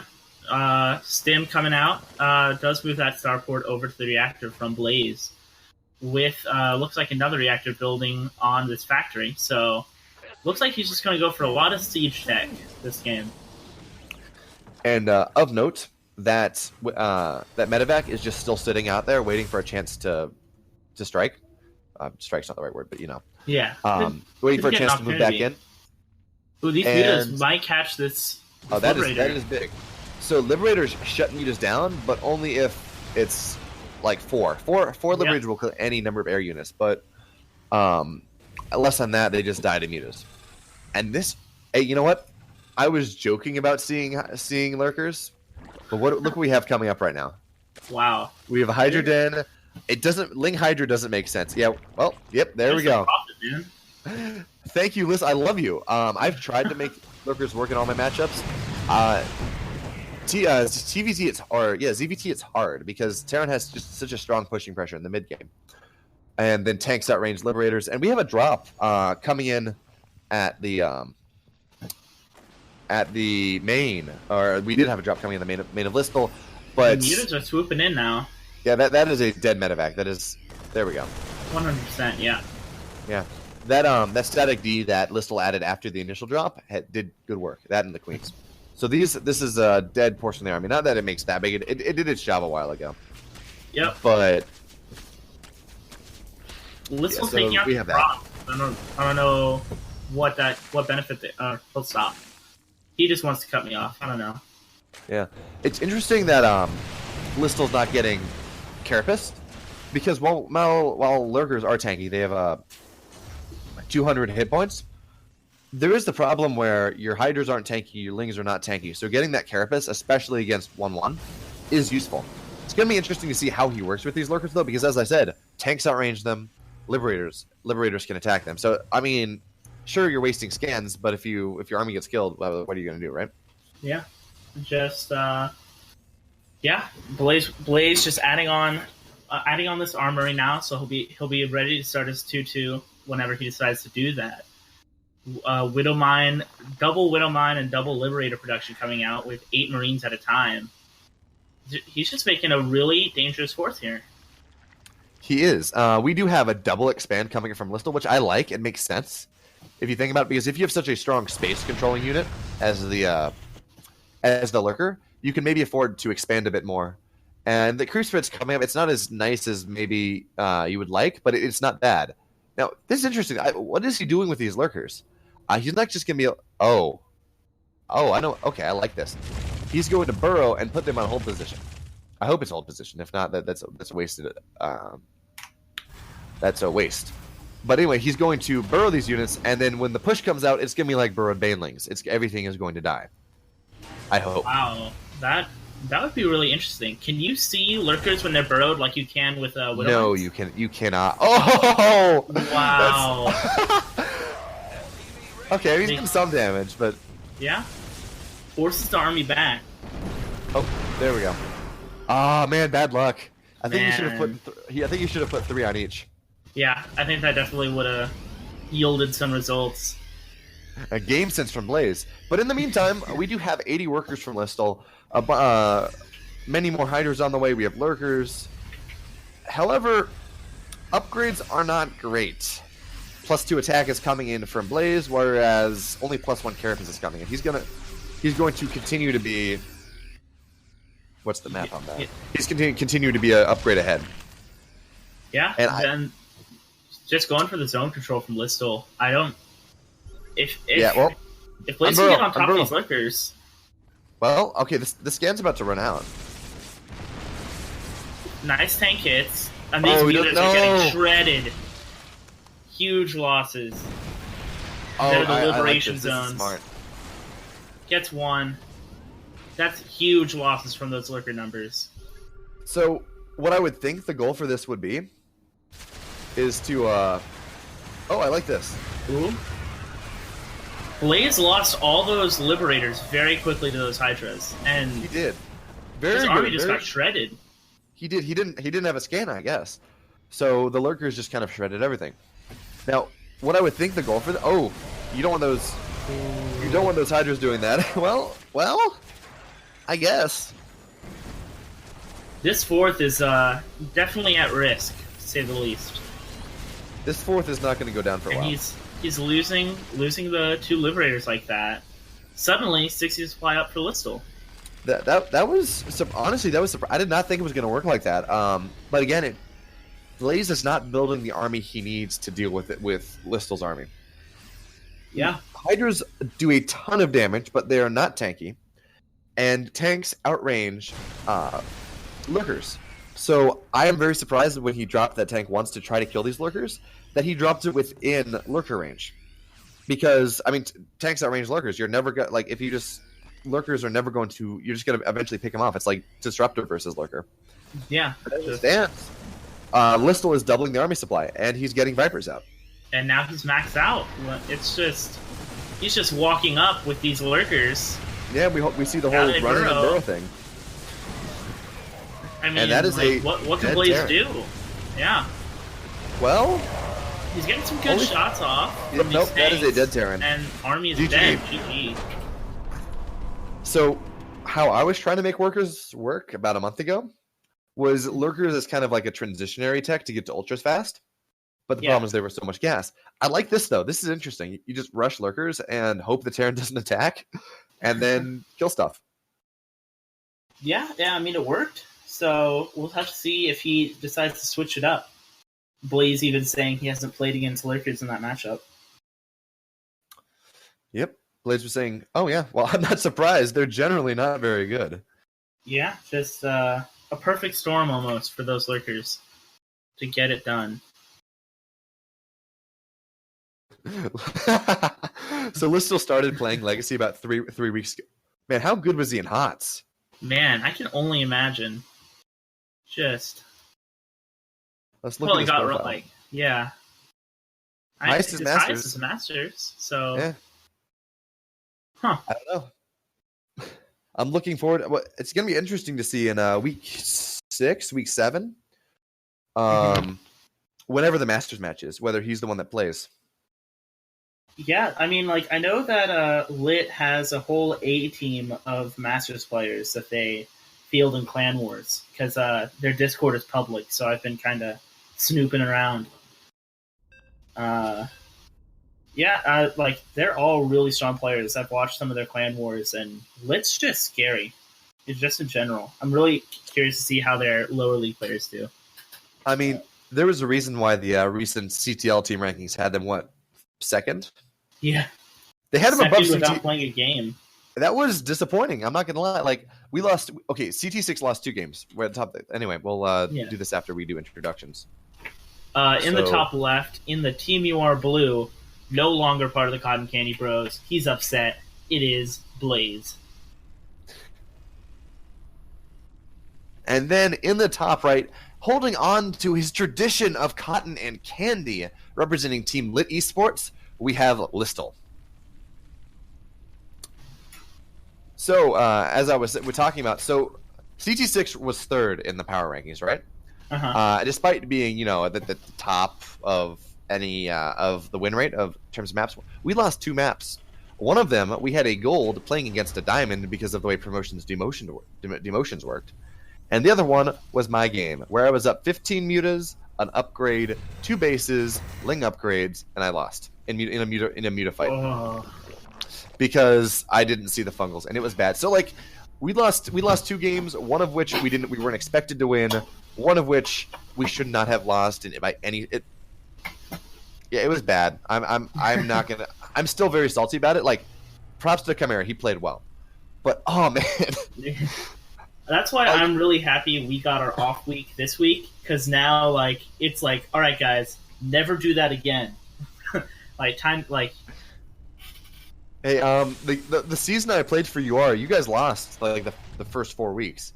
Yeah. I'm gonna say partially that was due to the captain at the time who kept playing his friends, and Yeah. like they'd all lose, and it's like okay, fine, sure. I mean, and then he would talk about how he wanted to be competitive. Well, yeah, it was not good. Anyways, we have I believe this was a pool first coming up from Listel, Yeah. so that's interesting. I don't know what he's planned. Sorry. Go ahead. That second hatchery. I was just going to say the second hatchery in the pool popping about the same time. I don't know what he has planned, but this is, I mean, early gas, early pool. Well, it was pool hatch gas. Maybe this is some sort of metagame worried about a 3-Rex Reaper on this map and getting your lings out faster. But that is not what Blaze is doing. In fact, he is going for a low ground CC. That was a good save. Ooh, nice block. I think that was totally luck. Wow. Wow. Yep, that was not worth it. Not worth it at all. It was almost really awesome until it wasn't. You are not wrong. That was actually a very good trap of that Reaper against the minerals, though. I mean, I don't know whether it was intentional, but that was cool. He's either really damn lucky or really damn good. Maybe both. I'll give him the benefit of the doubt. He's pretty damn good. Yeah. And I'm only saying this because the opponent is UR. So, has he dropped a map yet? Listel has not dropped a map. Wow. It was, yeah. He crushed everyone. Like the closest was maybe Picker, but even then, it wasn't close. Yeah. Neither was this. So maybe it's because he's playing kind of against the meta. Maybe yeah, like he definitely has his own style of things. And here we have coming up. We have a Nidus. We have the Spire halfway done on the natural, which is interesting. Unless, I mean, generally you'd want to hide this quick of a lair, unless of course you're you don't think he's going to run in with anything, which is a good read on this case, as there are no Hellions, and a scan in the main would tell him nothing except there's a Roach Warren coming up, which is very standard because Hellions very common, Liberators very common. You need Roaches for Ravagers, things like that. But that's not what's happening. We are going to have Nidai. Or at least one Nidus. Yeah. 90. There we go. And we have 2 sports coming up, defending against any potential Liberators, which just aren't going to happen. So what do we have? We have 1 tank, 1 medevac, 7 Marines for Blaze. And we have a bunch of Roaches coming up. So and this tank's moving out. That is not what he wants to do. This tank may do some damage, but he needs that tank for defense. Yeah, cannon out damage full Nidus of Zerg is the real question. Can't. Listel does a very good job of already having this Overlord in position before the Nidus is even building it home. Okay, so we have the tank just kind of sitting there hoping to catch anything rallying out, I guess. And the Nidus is in the main. And Blaze hasn't spotted it. Now we'll get the notification, but... And the tank's killing creep. Like, this is not good. The Zerg is on the loose. Oh, there we go, GG. Gee. Out of position, and the tank wasn't coming home. Yeah. Listel this is a tour de force. Like, this is scary. Listel has not dropped a map. Most of the games have been pretty fast. This is... Oh, and I believe it's Light Esports, not Lit Esports. I may be wrong. Is it Light? I don't know. I know that it stands for Lost in Translation, but I just see there's a guy in chat named Light Esports, LITE. Oh. So I don't know. Who knows? Oh, huh. Okay. Oh, never mind. It's Lit Esports, LIT Esports, and I just can't read. So I assume we're gonna play. What are we doing now? The winner of Picker Monk, or I think Picker and Monk are still playing. They're 8 minutes in game right now. Do they have any games on their? I'm checking now. Okay.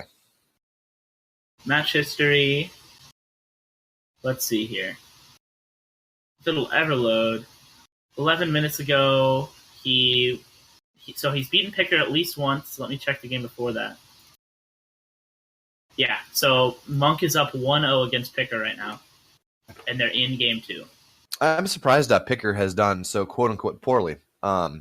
He's generally a very good. I mean, I may be just off base here, not remembering things right, but he's generally a very strong.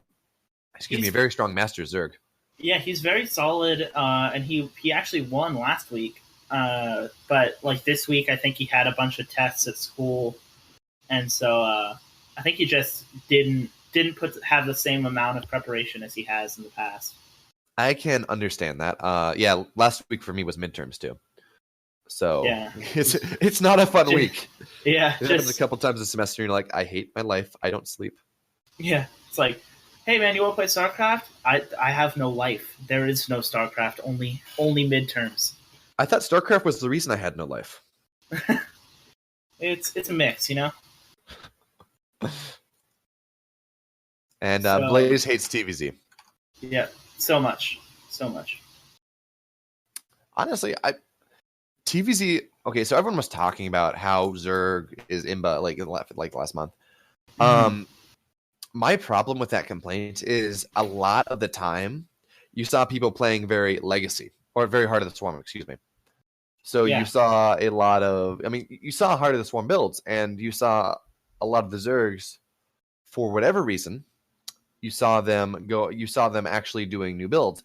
I'm going to say that is probably. I just heard weird thumping on my wall. I'm going to say that it's probably because you're dealing with the injects and a bunch of other stuff changed. Yeah.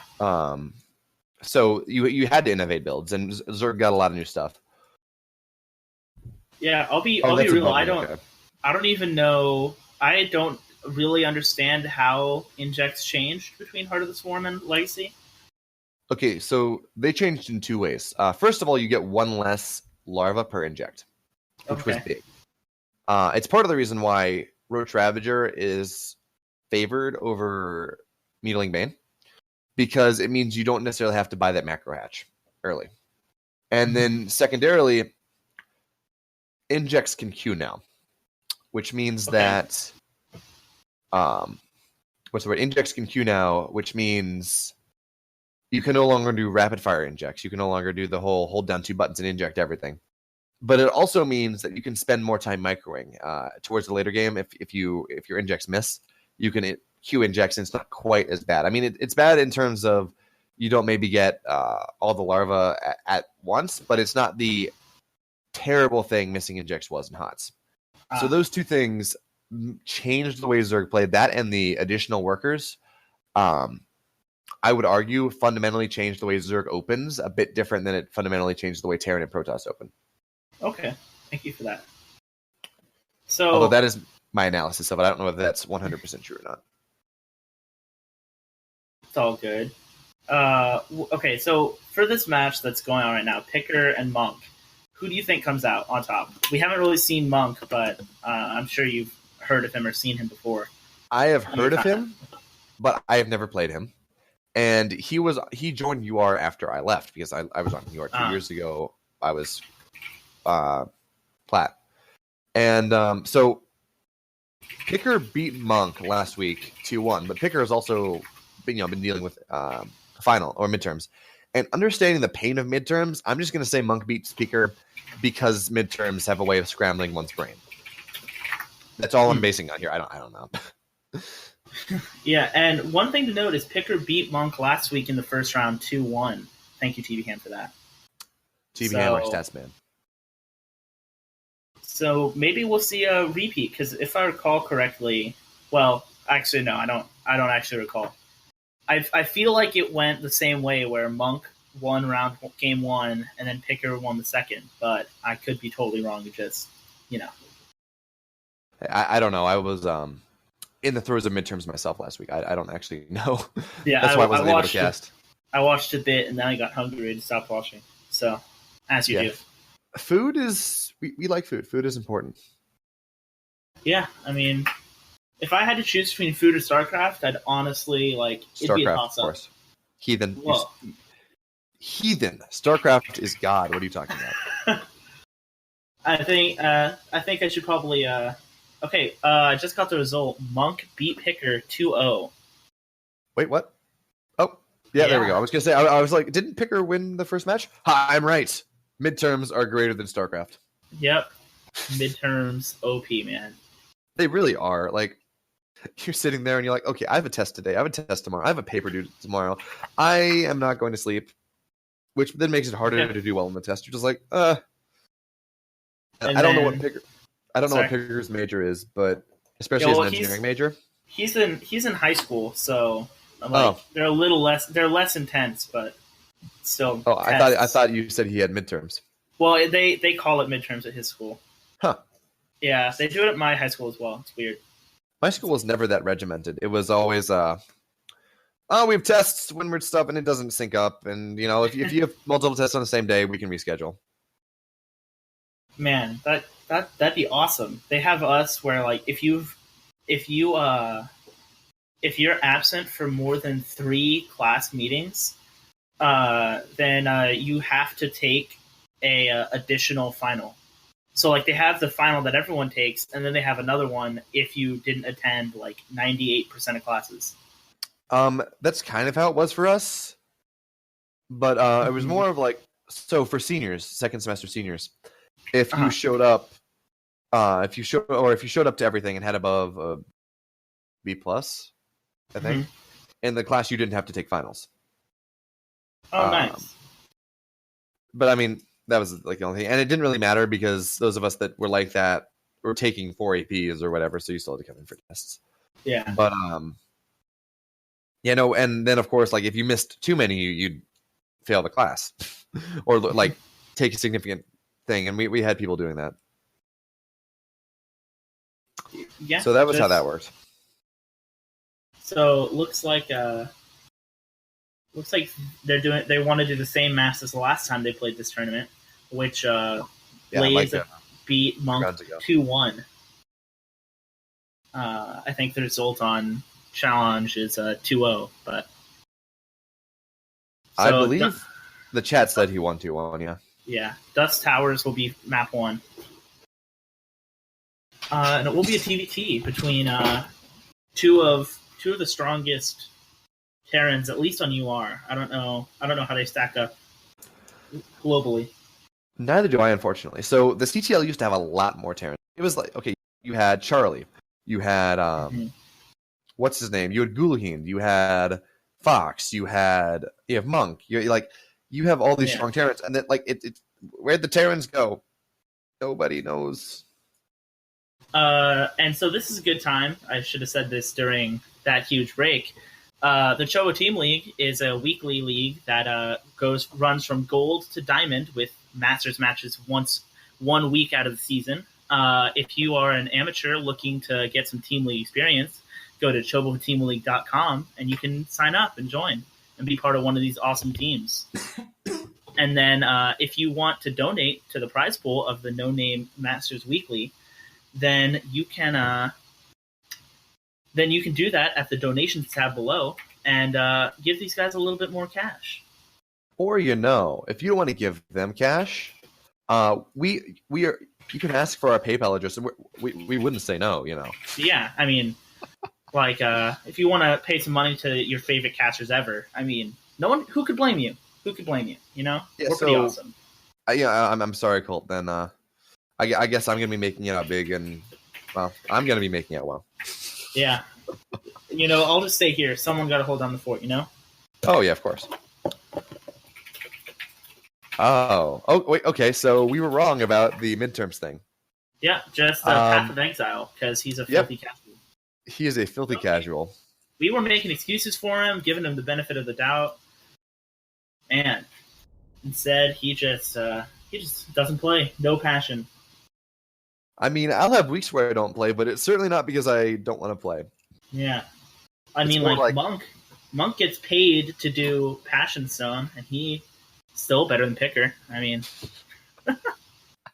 Oh come on, let's not trash Picker that I'm hard. sorry. He said specifically not to trash him, so I had to do it once. Now I'm done. Love you, Picker. You're awesome. I think I only said don't trash him after you started. So You don't have that excuse. Anyways, we are in game. If you would like to introduce one of the Terrans.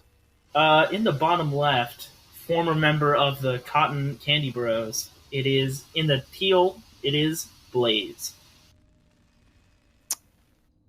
And then in the top right, that's what it is. In the top right, also representing Team UR, we have Monk. Now, it is important to note with Monk that the reason after vetoes happened, we didn't go immediately into game, was Monk is quiet like a whisper. He had to go away for a second, but he did not decide to tell in all chat whatever BRB. He was a Monk. He was silent. He just told TB Ham, and he sneaky like. If you've ever seen if you ever played D&D, right? Oh yeah. Monks are like ninjas. Yeah. He is the D&D monk. He's not Buddhist. He sitting in the tower and saying Om. He sneaks around and kills you when you're not watching. Evidence. Man. Look what he did. Look what he did to Peeker off stream. Yeah, I mean, he's the silent assassin, man. He'll take you out. He'll distract your army, and then boom, Doom drops. It's just how he rolls. And yeah, Doom drops are scary. I mean, I don't know. I don't play Terran, but it appears that Doom drops maybe aren't quite as terrifying as they were in HOTS. I mean, they're still bad. Don't get me wrong, but yeah, TVT is a bit more interesting than late game HOTS or than late HOTS. That would get annoying. We have mirrored on that subject though. We have mirrored builds coming up from Monk and Blaze. Almost to the second. Yep. It is a 3-second difference on their command centers. Wow. Big whoop. Well, and like I said, these guys have been playing a lot of games together this past week to 2 weeks. So these guys are very familiar with how the other one plays. And so we appear to have... Oh, never mind. I was going to say, it appears that our Reapers are crossing in the night, but no. Both Reapers are just staying at home. Yep. Just keeping guard. The silent vigil. I mean, ever heard Reapers? They're pretty loud. Yeah. They talk to you. They zoom around. Yeah. They have jetpack sounds. Yeah, I mean, jetpacks are not very good for stealth. I don't know why Monk built this unit. Frankly, I think he should have just rush Ghost. But, I'm not sure how good of a build that is in TV. So, our builds continue to be mirrored. The reactor is about maybe 10 seconds faster, however fast reactor. Yeah, about 14 seconds faster for Blaze than Monk, but that's about it. And Monk has one more army supply, so he has three more army supply lead. actually. Oh wow, that's a big lead. So here's where we have some divergence, I think, unless Monk gets a. Am I watching? Okay, there we go. Unless Monk gets a tech lab as well, but it doesn't appear like it's going to. At least not at the moment.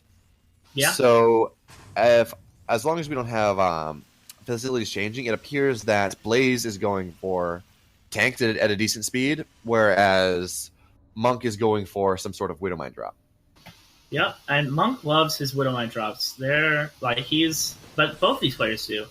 I mean, you saw the games versus who was it, Picker or Listel, I think. Listel, wait, yeah, with the Blaze drop. plays Listel, yeah.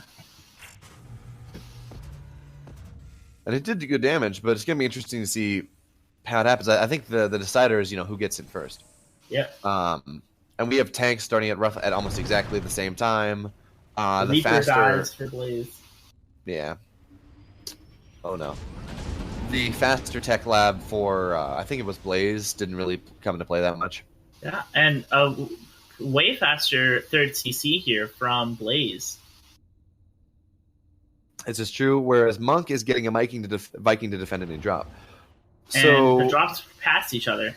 They do, and here's what's interesting. So Monk decided to boost, right? And his drop is going to land much faster. Oh, or not. But It's going to land much faster than there's still nothing Blaze's. here. I mean, there's the tank right outside, so he should be able to... There's the burrow. It's locking on. Wow. That was lucky. SCV Imba. SCVs have 5 more hit points than every other worker in the game. And here we have this... Well done. Okay. This is going to do more damage. Yeah. Despite He could close on his tank if he really wanted to and probably kill it. Now he's content to kill workers, Yeah, and but he has a this significant is even worker better. lead. However, though, so that Widowmine's almost off cooldown. I can't Right. even see the Widowmine. Oh, and he should Oh, get that Widowmine. no, he doesn't get anything. Wow. Oh, he gets 3. Okay, I was just like, All right. there were so many bruised SCV. How does he not get something? But okay, he's fine. He got 3.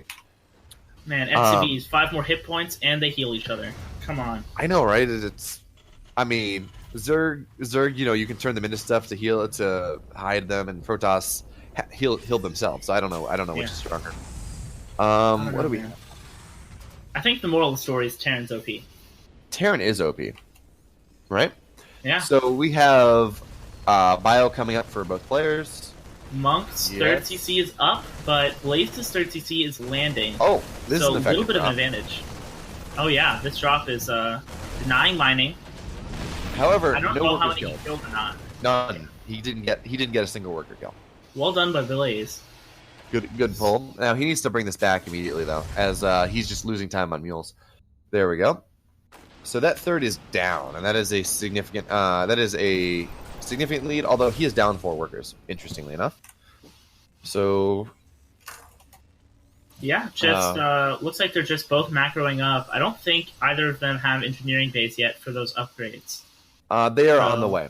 Monk Okay. has both of his engineering bays almost done, and Blaze's are done, but they are not upgrading anything. It looks like he's about to. He had them selected. So we have 1-1 on the way for Monk. And however, is how much? Okay, so no combat shield though. That's a big thing. That's 5 points his Marines are missing versus the opponent Marines, which is a big deal in a mirror matchup, right? Yep. So that's interesting that we have that disparity. I hope he should be getting it soon. Sorry, plus Hopefully. 10 hit points. And the difference there though is he only has 1 tech lab, and Blaze has 2. So that's why that's happening. Well, he only has 1 tech lab Yeah. on the barracks. Oh, He's did not. Blaze see that? See, See Yeah. that 3 medevac drop? I don't know. I wasn't looking. He's not moving. He had a Marine cross like either just behind it or perfectly under it. So I we don't have think he combat saw it 'cause shield. there's nothing in position here. Yeah. I mean, if you look off slightly, yeah, nope. Oh, this is actually, he's moving his army down to his 3rd. Oh wow, this could be huge damage. This could be big, yeah. and Tanks there are they gonna go. They see- start to land. Tanks are There sieged. And This is mining's denied. This is not good. Delays the barracks. Might even kill the barracks actually. Refinery down. The army's trying to oh. move in, but it's just getting shredded. Oh, Both sides. Actually- Just that was And- not so. yeah. Those Marines, if he'd seen that coming, he could have spread out. As of right now, they took 3 concentrated tank volleys, and they could have done better. But in the meantime, there's gonna be a slight timing, like 10 seconds, where 1-1's gonna be ahead for Monk versus Blaze. But that should be balanced out by the fact that combat shields are done for Blaze and not for Monk. They're on the way. So in the meantime, it looks like I don't know Terran that well, but it looks like the timings to get plus 2-2 are going to be much cleaner for Monk than they are for Blaze, as the armory is done much faster. Also worth And- noting, Monk has this medevac in position behind the 3rd. That he does, and Looks he's like coming he in. is going to get shot down, well. though. That's unfortunate. Hey, hero Marine, right? Yeah. Always worth a And shot. so we have a bunch of Marines stemming into Oh, the actually, main, his army Oh. moved back to deal with that 1 Marine. and that's going to get the CC that was building. That's going to get the 3rd. Wow. Now he doesn't want to Really? attack too far into this because Yeah, tanks are out of overcommitting. range. There we go. But now... So Monk- he's doubling army supply, right? Yeah. He's up a base. I mean, he just back up and win from here. Get your 2-2 Yeah, remacro. Like, lifts up these tanks and then goes home, and he's fine. yeah, This Viking trying to get his word in.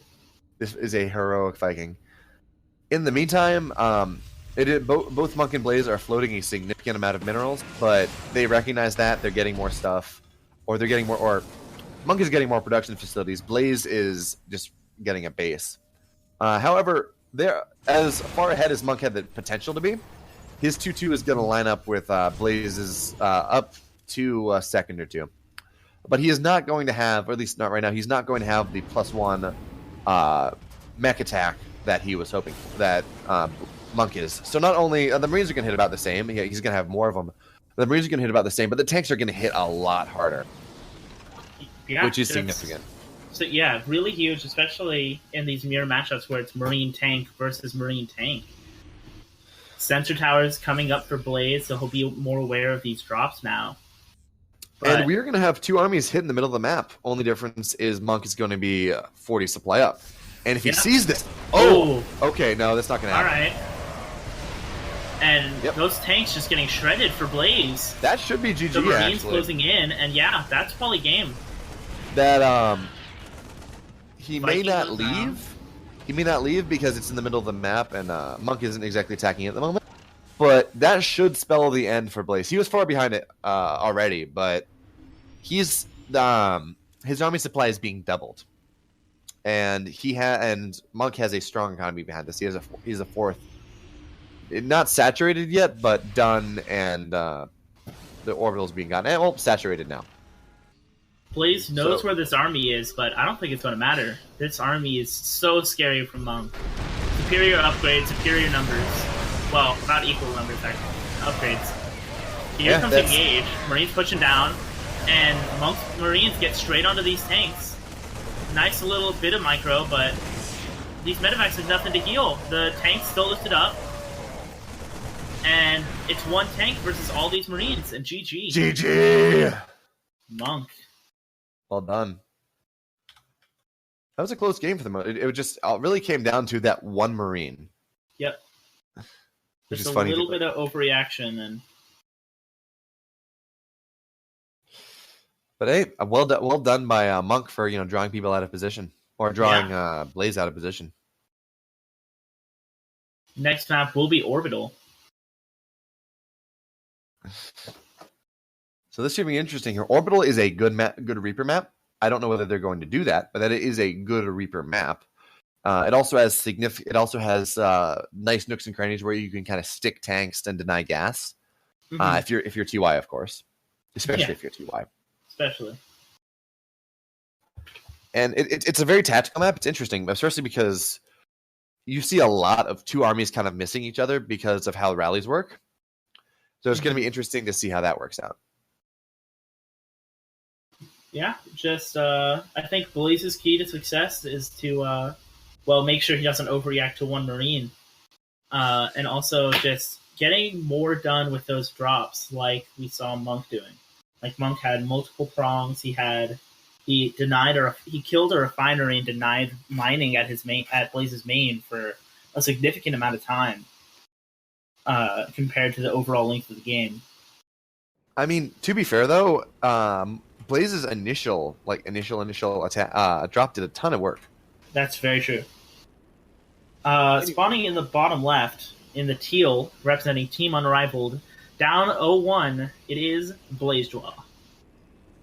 And then, there we go.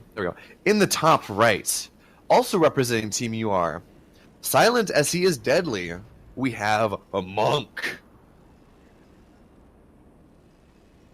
So this is going to be interesting, right? We're talking about last game, their builds were mirrored up until about 5 minutes. Evidence of them playing with each other, I guess. And here, I mean, we have the mirrored same, but it appears like a lot of Terran openers are like, there's about one good safe TBT opener, and it goes from there. Yeah. At least from what I've been able to tell. Yeah, it seems like it's either you open standard to be safe, or you open not standard and possibly die to the safe opening. So. Which is funny. Oh, it's the safe opening. Yeah, you're gonna die to it. What? Okay, oh, thank goodness. Nothing cheesy happening in here. Oh, and I'm dead. That's cool. Just exactly. It's interesting though, with Legacy and with how we see stuff changed, the viability of like 3 base before army building is not just the Zerg. I mean, it's not going to happen here, but I have seen. I mean, if you saw SOS versus Beyond, you saw 3 Nexus before Gateway. Yeah, like I've seen 3 Hatch before Pool in ZVZ. Like because of how much faster the income is, how much faster the income ramps up, you do see some weird ultra greedy builds. I'm not sure whether it's viable TBT. I haven't seen it happen. So if it's viable, well, I certainly haven't seen it. But it's interesting to see how much adding 8 workers to or 6 workers to the initial count fundamentally changed the way openers work. Yeah, I'm really excited when the day comes that the best build is found for each race. Well, arguably best build is found, and everyone gets. I don't think you're ever going to see that. If you think about it, right? So, how many times? So at the end of HOTS, meta was very static. It kind of been figured out, very balanced, but okay. Ooh, Reaper battles. Looks like Blaze comes out on top. Dead Reaper. Well done, Blaze. I guess the Monk's Reaper took a little bit of splash damage from the grenade, or Blaze just got the first hit.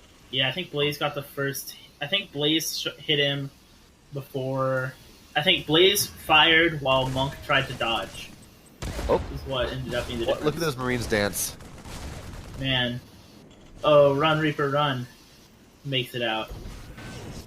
So the benefit for the player that still has a Reaper in this map is he can the ramp not the ramp, ledge that separates your general third location from your main is very large. So there's a lot of room to get in. Oh, he may get this SCV. Ooh, that's very nice. It's not going to supply block Monk because he has a 15 supply open, but it is going to slow that down and force another SCV off the line, which is it's damage. It's not much damage, but it is damage. In the meantime, we have 1-1-1. I believe 1-1-1 coming up from both players. We have the Widowmine drop coming from Blaze, just like last game. And possibly for Monk too. This is true. Like last game. Yeah, he does already have a Widowmine out. So I was going to say he's not building one. Yeah. So we have that, and we have a Tech Lab coming up for Monk for tanks. So yeah, we do have the 5, 7 Marine, 1 Widowmine drop? Yep. 6 Marine, 1 Widowmine. Oh, sneaky. Nice little nade. The Reaper just letting everyone know that they're there. So scan in the main of Blaze, sees what's happening, sees the third CC coming up, or I believe he did. Yeah, and he also saw that medevac load up, but I don't know if that's actually going to leave the base or not. Oh, sneaky! So this is almost just like mind games because they've been practicing against each other. Hide that. Oh, good. Ooh. Okay, so Widowmine, this is great. Widowmine is not going to be visible to the drop, right? It's just going to come in and it's hidden behind that, and it doesn't look like there's a ton of stuff there. Ooh, okay, unfortunately, only getting that one hit though. That about equal hits. So this is going to... Oh, come on. Oh, there we go. So this is going to not do the damage of last game, but it did delay the third CC. He got the SCV on that. And he did. Very nice. The trick then becomes how long it's going to take for Blaze... Okay, there we go. How long it's going to take for Blaze to notice what's happening. So in the meantime, we have Blaze's Reaper coming home. Monk's drop coming home.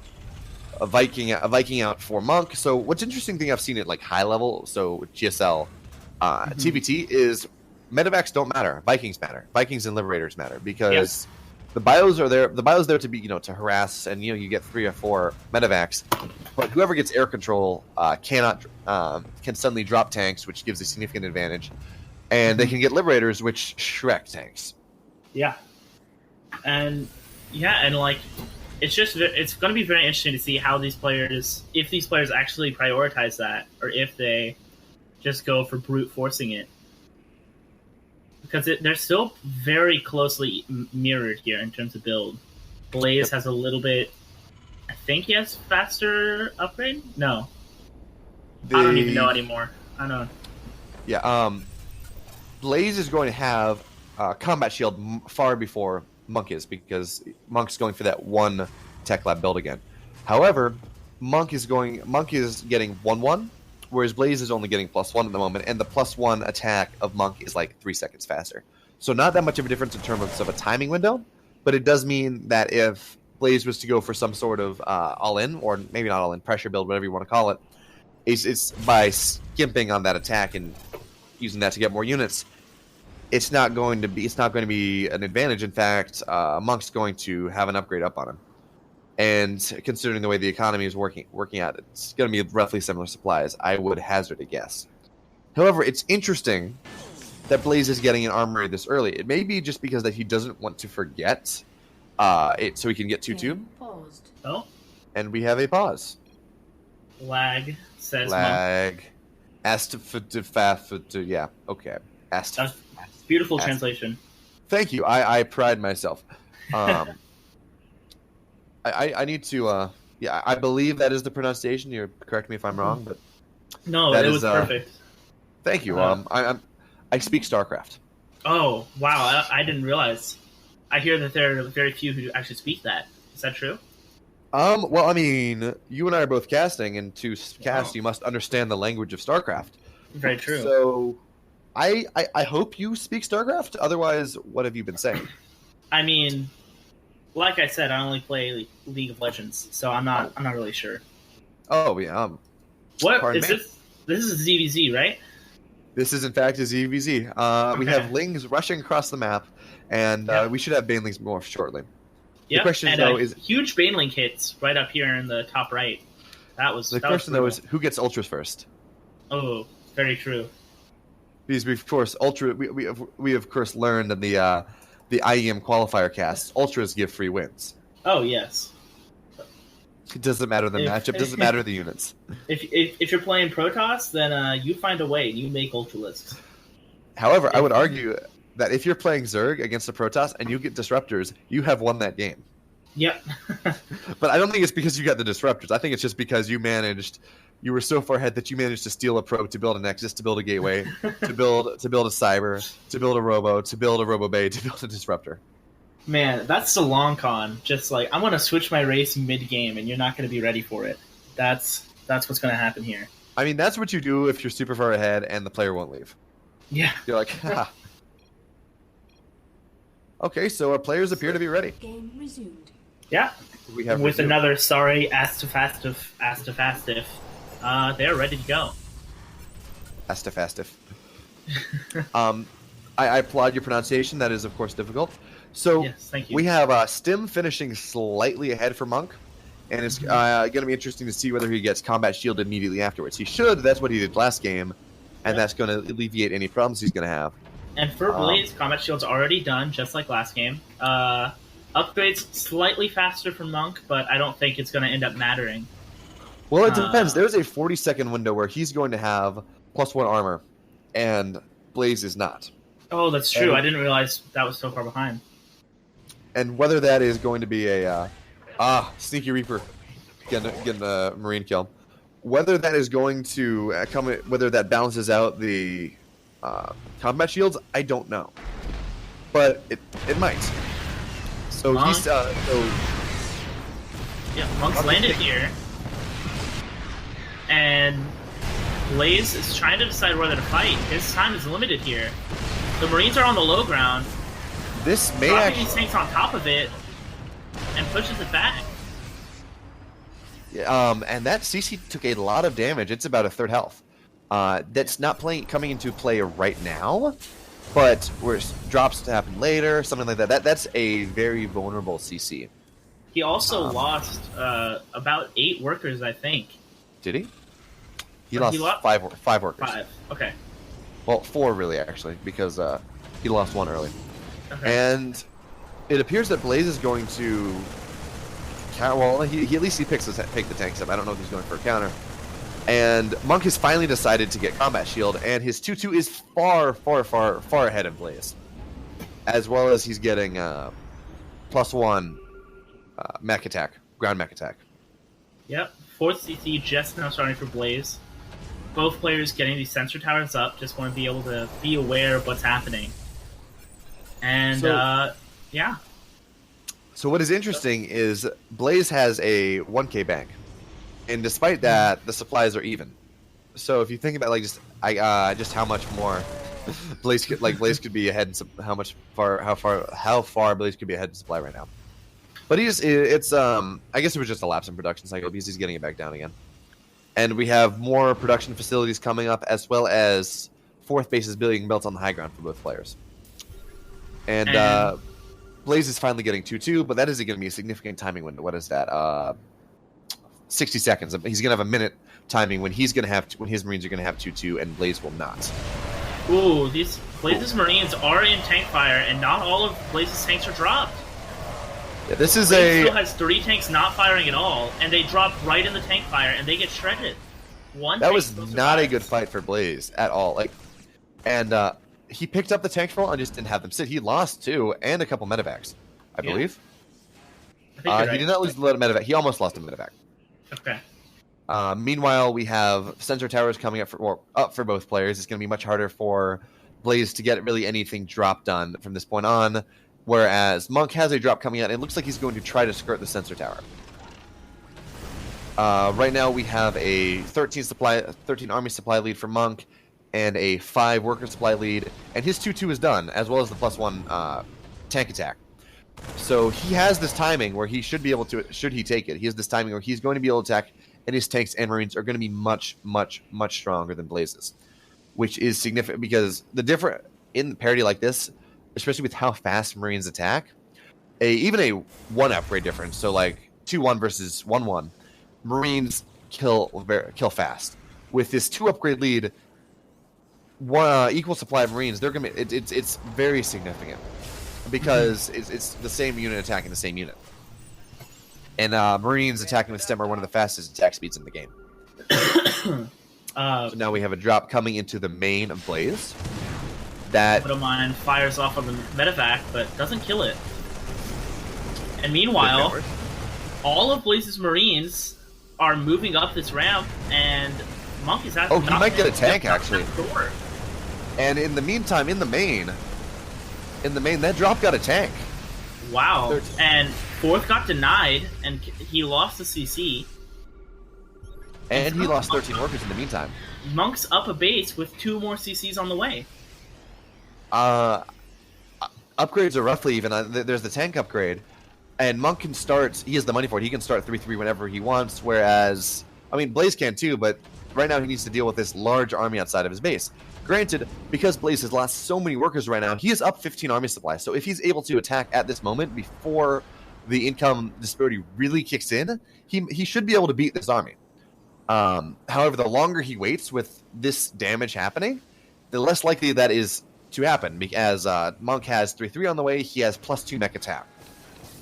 So, but again, there is a 15 army supply lead for Blaze, and he is floating his main CC, which is pretty much mined out off to his 4th. Yeah, Blaze is pushing straight up here. Monk has his tanks in position, lifts them all up now. Monk still has 2 more bases here. That he does, and he's in a very good defensive position. He's getting what's the word? He's getting planetaries from both. Well, one's building, one's getting planetaries, and Monk has a very strong defensive position and a crazy bank. Yep, sure. I think the name of the game for Blaze here is going to be find where his army isn't, and that's going to be how he manages to break this. Which is very difficult because of all the sensor towers that Monk has. Theoretically, he could be able to get a nice bit of harass into the back natural because there is a gap in that sensor tower. There is a Viking patrolling, though. Oh, you're right. Well, no longer patrolling, but it was. So, right now, we have a worker... So, Ooh, here's the fight. Blaze can win this fight, but the problem is... Well, he's not even going to win this fight. Never mind. Yeah. Well, I guess all of that supply was in medevacs. I think Monk's tanks just got too many shots off. Yeah, which is interesting because I think Blaze's tanks went down first. But I guess Blaze targeted the tanks while Monk targeted tanks while Blaze did not. Yes. So we have this. I wouldn't be surprised to see at this point Monk just march across the map and win, as he is doubling Blaze's army supply, and he has 2 extra bases. Well, 3 extra bases really, but 2 extra mining bases. And it seems like this has been kind of the story for these past few games. They'll be about even, and then Blaze will come off worse for wear in one of these engagements, and Monk just steamrolls from there. Yep. We have 3-3 coming up. It's not going to be a timing window. They're very close to finishing within each other. But +2 mech attack is there. Again, it's doubling army supply. Monk is being careful, if in the great words of Day 9, when ahead, get more ahead. But I'm not sure he needs to. He's marching across the map now. I'm not sure It's how going to much be- farther ahead he could be. I mean, you can take every base. You can planetary rush. Like you can do stuff, but it's not Get good. Neo Steel frames and just bunker rush them. You know, Yeah, this is. there's a fight. And I expect to Medevacts see are going games. down. 2 tanks fighting valiantly for Blaze. The SCVs are trying to repair. They're doing their best. CC goes down. Dead GG should CC. be imminent. These beautiful scans, though, they look like eyes mapping each other. Oh, yeah. And so yeah, even more so, it's tripling army supply at this. Well, almost tripling army supply at this point. I wouldn't be surprised just to see Monk pick everything up and just kind of run it in. Although that is a good way to throw the game. I'm not sure you can throw the game at this point. But then again, Yeah. as I told you about my game against Chimera, it is always possible to throw a game. There we go. Tanks coming in, the Marines splitting and stimming, or just really stimming at this point. You just 1A. And Yeah. that should be it. There goes the tanks. Army supply is 18 to 117. GG. Good game from Blaze, but in the end, Monk just out multitasked him. Yeah. Just better harass, got more work done, and then that one engagement just went worse for wear for Blaze, and yeah, just that was the name of the game for in both games. Just Blaze came off worse in one fight, and that'll do it in a mirror matchup like that. Especially against people of the caliber that Monk is, or that Blaze Sure. is. It's Yeah, very I mean, hard. At lower levels, maybe at my level, at other levels, you might see that working. You might like, okay, look, I just lost my army and my income, but the person I'm playing sucks. I can come back. Not at this level. It doesn't work like that. You can't lose You can't lose a lot of workers and an army and a base and just expect to come back. Yeah, just not how it goes. And so now we'll have the former teammate matchup in finals, right? Apparently, We're gonna Listel have- and Monk used to be teammates in like 2011. Huh. So they meet again, this time in the field of battle for $5. $5 or CB Ham, is it still at $5? Okay. And it is still at Yeah. $5. So, if you still have time, if you wish to make the winner win $5.50, that is always possible. Make it so they can get that extra, supersize their soda. Yeah, supersize it. Maybe donate enough and they can eat McDonald's for a year like a true king. And it appears the team that both Monk and what's his name? Listel. Both played in was NRG. Oh yeah. Which that name rings a bell. I know that there's a team in NALCS that's called NRG, but other than that, I don't really know. That's League of Legends, not even StarCraft. So I don't know. I'm not playing StarCraft. I've not heard NRG in StarCraft since Brood War. I think they had a little bit of a following. I don't know. I never played Brood War. I only got watched it. I got into StarCraft WCS Season 2 2013 when so growing up I had satellite internet, so that's 700 milliseconds ping, data caps, crappy. But I was at an internship and I was staying at my grandparents' house because it was much closer. And they had good internet and I could finally watch streams, and I saw WCS on. And this was during Scarlett's Miracle Run. If you remember WCS Season 2 2013. Oh yeah. Where she got top 8 WCS America, then almost killed Bomber, and it was great. And that started me following. And then I started playing Terran and got my rear end handed to me, so I had to actually learn how to play. But so it goes. Yeah, it's always how it goes. I don't know why I started playing Protoss. Just for some reason I did, and then now I'm stuck with it. You enjoy playing the dirtiest race. Yeah, I'm just dirty by nature. Oh yeah, it's like playing Wraith King in Dota. It's like you only want a two button race, 1A, maybe some clicking.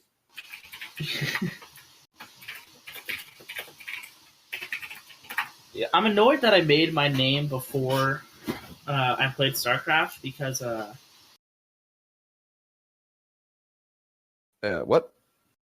sorry, I lost my train of thought reading the chat. Yeah, I know I did the same thing. I'm annoyed that I made this name Coltarin before I played StarCraft because now anytime I play in StarCraft, people pronounce it as Colt Terran, and I had no idea that Terran was even a thing. So I mean, I thought you were a Terran. So, so what did you get that from? WoW? yeah, I did it. Colt from I liked a college You like football guns? player. Oh, okay. Well, not even. I like his name was. so you like Colt McCoy? Yeah. And then I liked the Taran race, but I didn't want to have the race in my name in case I made another character. So I was like, I'll do Taran, like Tar. Easy. Yep. Just stop. So it should make you happy then that I come from the DC area, so Colt McCoy's team. Nice. I haven't followed him since he left UT. Just I just kind of let him do his thing. Yeah, I mean, he did decently. He beat the Cowboys, which is always Nice. good. Oh yeah. What are we doing talking about real world things? This is StarCraft. We're nerds. I know. We Yeah, let's bring we it don't back. know what the real Hold world on. is. Hold on now. Yeah. Is there anything outside of my little den here? Is there anything outside of the screen? Is the big question. I mean, like there might be some circlings. It's like the whole Brood War cutscene where you're like the people are like so they run over a circling. It's like they get out and just everything. So this final will be a best of 5. So we could be here a while. Wait. Okay, so we were talking about Listal and how he hasn't played more than 3 weeks of Legacy, right? Yeah. He only played a couple of weeks of HOTS. He hasn't played since Wings. Oh my god. What? New Zerg band? Like what? One day I hope I could be that good. I don't just like to not play for 5 years and come back and just be what? Yeah, have like a day or two of kinda sucking and then just steamroll kids. Well, okay, so he played one season in 2015, season 1. He played one season 2014. Oh, 2 seasons 2014, seasons 2 and 3. And he played seasons 2 and 3 in 2013. And then he played a bunch of then he played most of Wings, 2010, 2011, 2012. And So what? I don't get it. We are not worthy. Yeah, like I'm just gonna leave the party. I shouldn't be watching. I'm done. Like I've been playing for 2 Man. years and I'm like on the edge of Masters, right? Like Yeah. I was close. I got within top 200 NA diamonds before winter break, and then I had to go home back to the satellite and didn't play. And List was like, "Yeah, no, I'm not going to play for a couple of years." Okay, I'm winning tournament. What? Yeah, I imagine like he just got too good, so he was like, you know what? I'll give him like 2 years to prepare for my second coming, and then he comes back and that's just disappointed. We're gonna be watching like SSL in 2 years, and hey, Listal not dropping a map throughout the entirety of his run. Yeah, The new Nesty. What?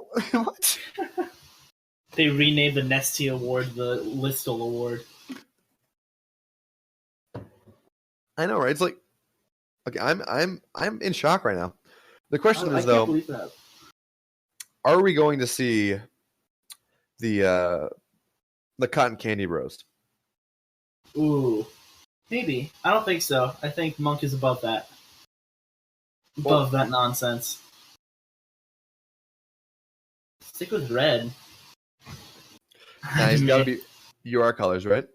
Yeah, gotta rep the team.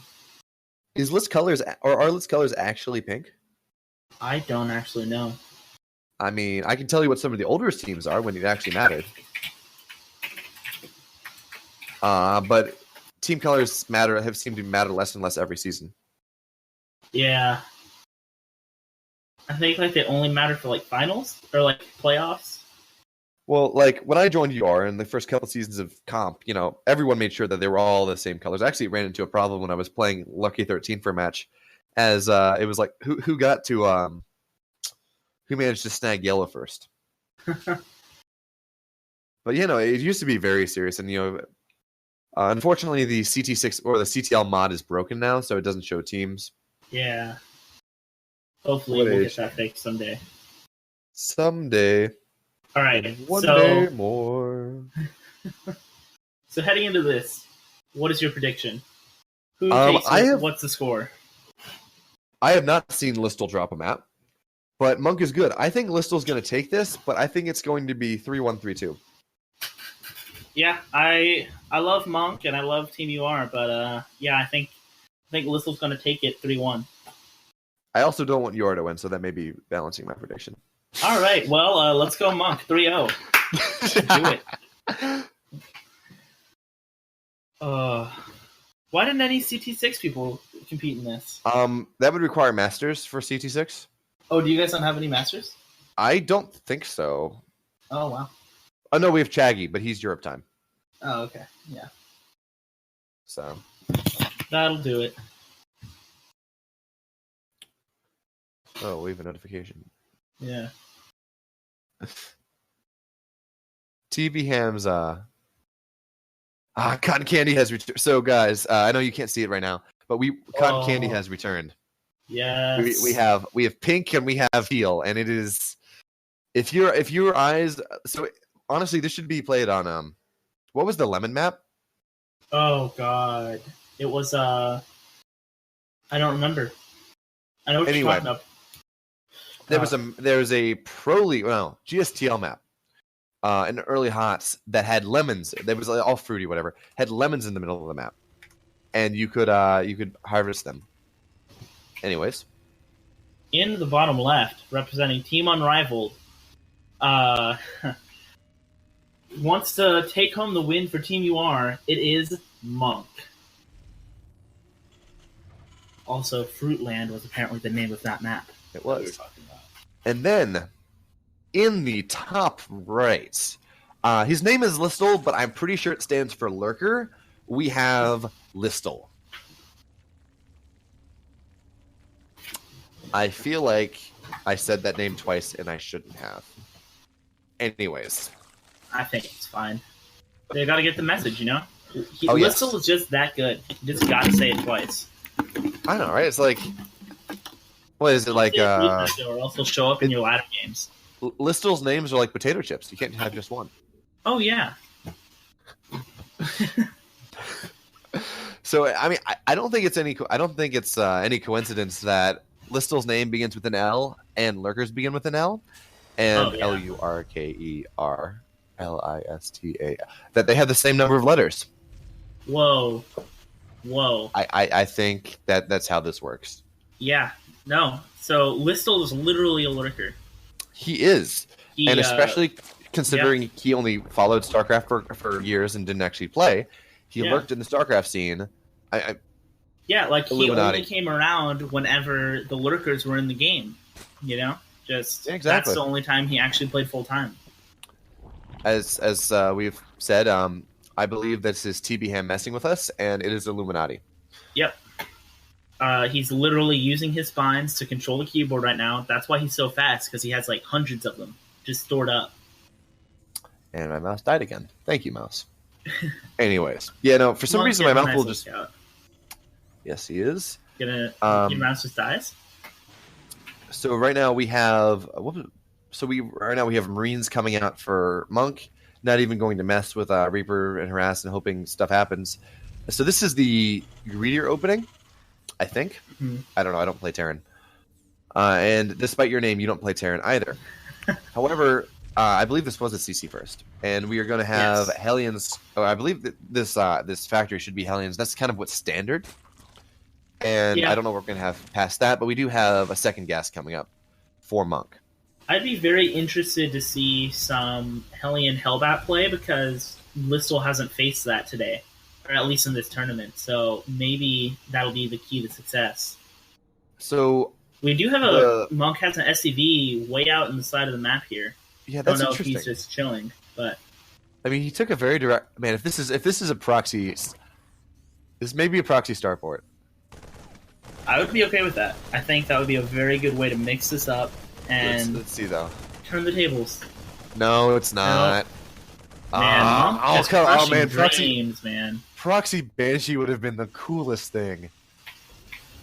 I mean, I don't think it times out right anymore with the fast 2-base Spire, Mhm. but that would have been very cool. I would have loved to see that. It would have been pretty cool. Anyways, we have 2 more gas coming up for Listel and the Lair. He's going to be taking the 3rd at some point, but it's not a big requirement. In the Yes. meantime, we have our what's that 3rd base? Yes, we have our 3rd CC coming up for Monk. So he's going to be heading bases, and Stims coming up, Liberator's coming up as well. In order to deal with this 2-base Banshee, he's going to need more than one Liberator, but I got to assume this is a pressure Banshee or pressure Liberator rather than a defensive one. Yeah. Or this. Okay, we don't have an armory. I was gonna say, so the Hellbat thing you were talking about, the very common one, Mm-hmm. is Hellbat Liberator, about six Hellions, 2 Liberators, and it's very strong. But Zergs at this point have kind of learned to predict it / answer. You get a Roach One at about 36 supply. You get 4 Ravagers, and it's gone. It forces units, yeah, but it's not worth it. So the question then becomes: is when does Listel get his 3rd? And that would be right now, actually. Yeah. It appears. And how much damage are these mutas going to do? Right now we have 4 Hellions coming across the map, as well as where's the Liberator? Liberator's chilling out at home. Yeah. The 4 Hellions will get spotted, so he knows it's coming, but Monk lagging again. Again. That's unfortunate. And Ag? Is that how you pronounce that? I believe so, yeah. You fell it? Says Monk. Boo. Boo! Boo. Korean Oh, crying. Korean crying.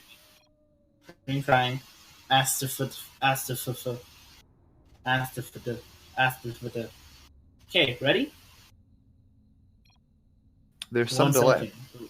Yeah, there's some delay. Astif.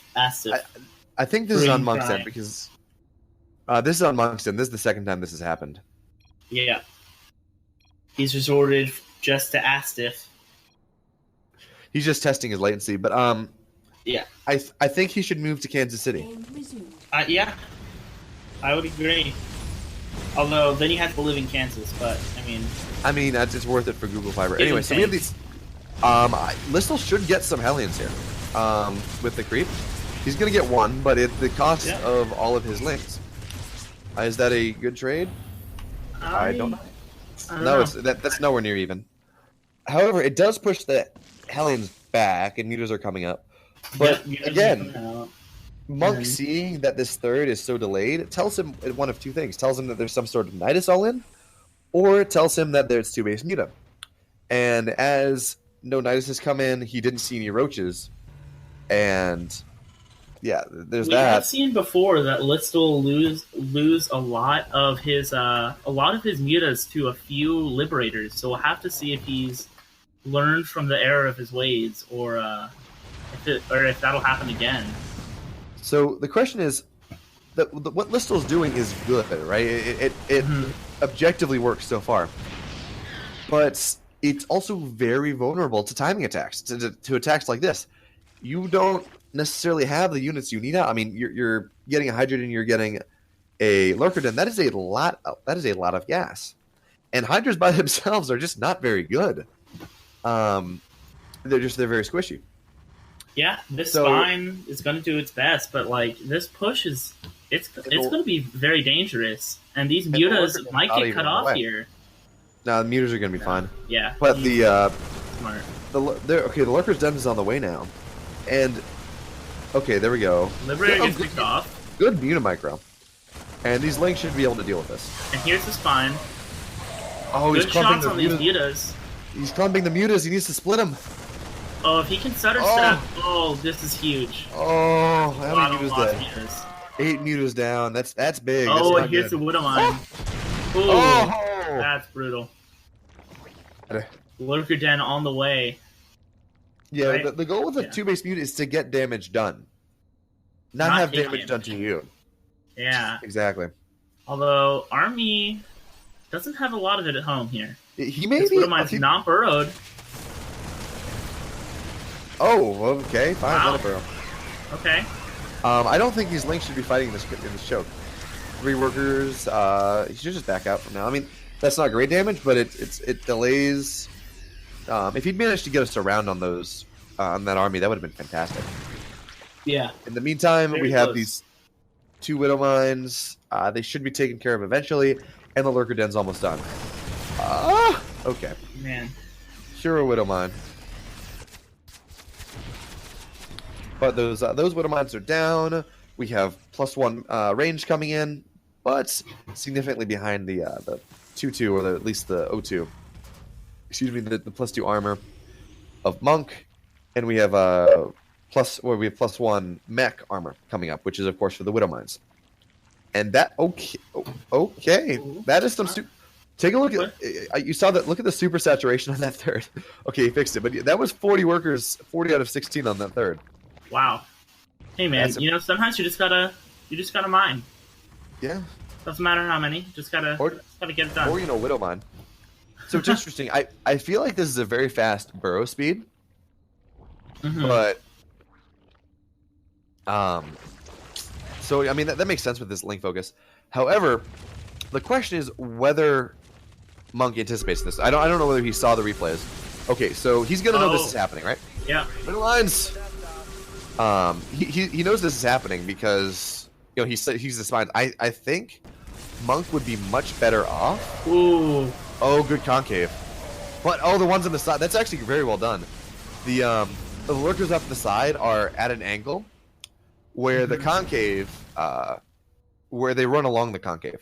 However, this drop is probably going to do something. How much is going to... Well, actually, there are 4 Marines in it, so it's not that great. And we're just going to have lurkers run across the map and try to kill. Yeah, and Monk sent 2 medevacs loaded with units across the map just a second ago. So, if he might just commit and go for an almost base trade here. I mean, lurkers are very good especially in low econ situations, because fine, you scan, but attacking into 7 lurkers is not a thing. And Monk is letting these lurkers and these links get up into his main right now. Into his natural as well. That's 18 workers down. Meanwhile, back at Lissel's base, Widowmine's trading, gets a friendly fire shot on some of these Marines. He has 4 Marines and a Marauder here trading, and they're going to get surrounded by the links. And sure, he has +2 armor, but eventually they're going to get cleaned up. And there we go, GG for GG! Monk. That's Monk. I've never seen that before. Don't worry, neither have I. Did I play Zerg? Well, actually, I wouldn't see that breadth of builds. I would just see the builds I play. Yeah. But the question is, though, this is the way I've seen Listo play every ZVT. Whether Monk can adapt, because there are some very open timing windows, right? When you're waiting for the lurkers to come out and you only have Muta and Hydra and whatever. And sure, the 2-base Muta is to ensure they stay back, but you see as TY has been doing maybe for some 2-base, then float your base to the third.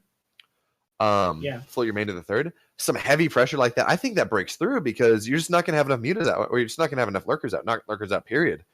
Because, Lurker Den it takes literal centuries to get the Lurker Den out. Yeah. So I think for Monk, he's going to need to... I think he needs to harass earlier and get more damage, and get damage done. And like you said, just adapt. Adapt? I think you mean adept, but he's not Protoss, so you're not adept. Unfortunately. Listel saying he's been playing with this for the past few days. Lots of drops. Poop on it, though. Don't tell them how to beat you. Yeah, I wouldn't say during the that. series. I mean, if I'm playing with someone, I'll go over the replay after the game, after the series, but not during. Maybe he's just mind gaming it. He's gonna hide 16 spores and just kill every drop. That would be great, actually. Oh, actually, we're gonna have to remake this game. Listel's playing Terran. You know what? No, that was a tactical decision. Oh yeah, he's Yep. gonna switch it up. Very tactical decision. It's mind games. He's like, look, I just told you how to beat my Zerg, but not how to beat my Terran. He's like, here, I'll show you how hard multiple drop shit on it. Allow me. Why didn't you play Zerg, Monk? Paused. Huh? Fudgica. Hey, okay, so Listel's now up 2-0. Yep. That's how that works. So Terran OP, right? Terran OP. Well, I mean, like that victory time was in like 5 seconds. I mean, Pretty broken. that if you did that on ladder, TB Ham would ban you from the CTL.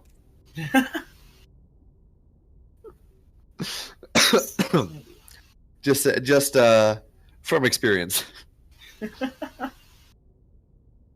Or not from my personal experience. I didn't do that, but there was a whole scandal a couple seasons ago. Oh yeah. I joined I rejoined, I guess I should say, right after that. TB Ham, what would you call it if not a scandal? As TB Ham seems to believe that was not a scandal. I'm talking about. Depends. Who was it? Someone was dropping a lot of. Someone was. What's the word? Was walked over for the week because he dropped a couple games on ladder.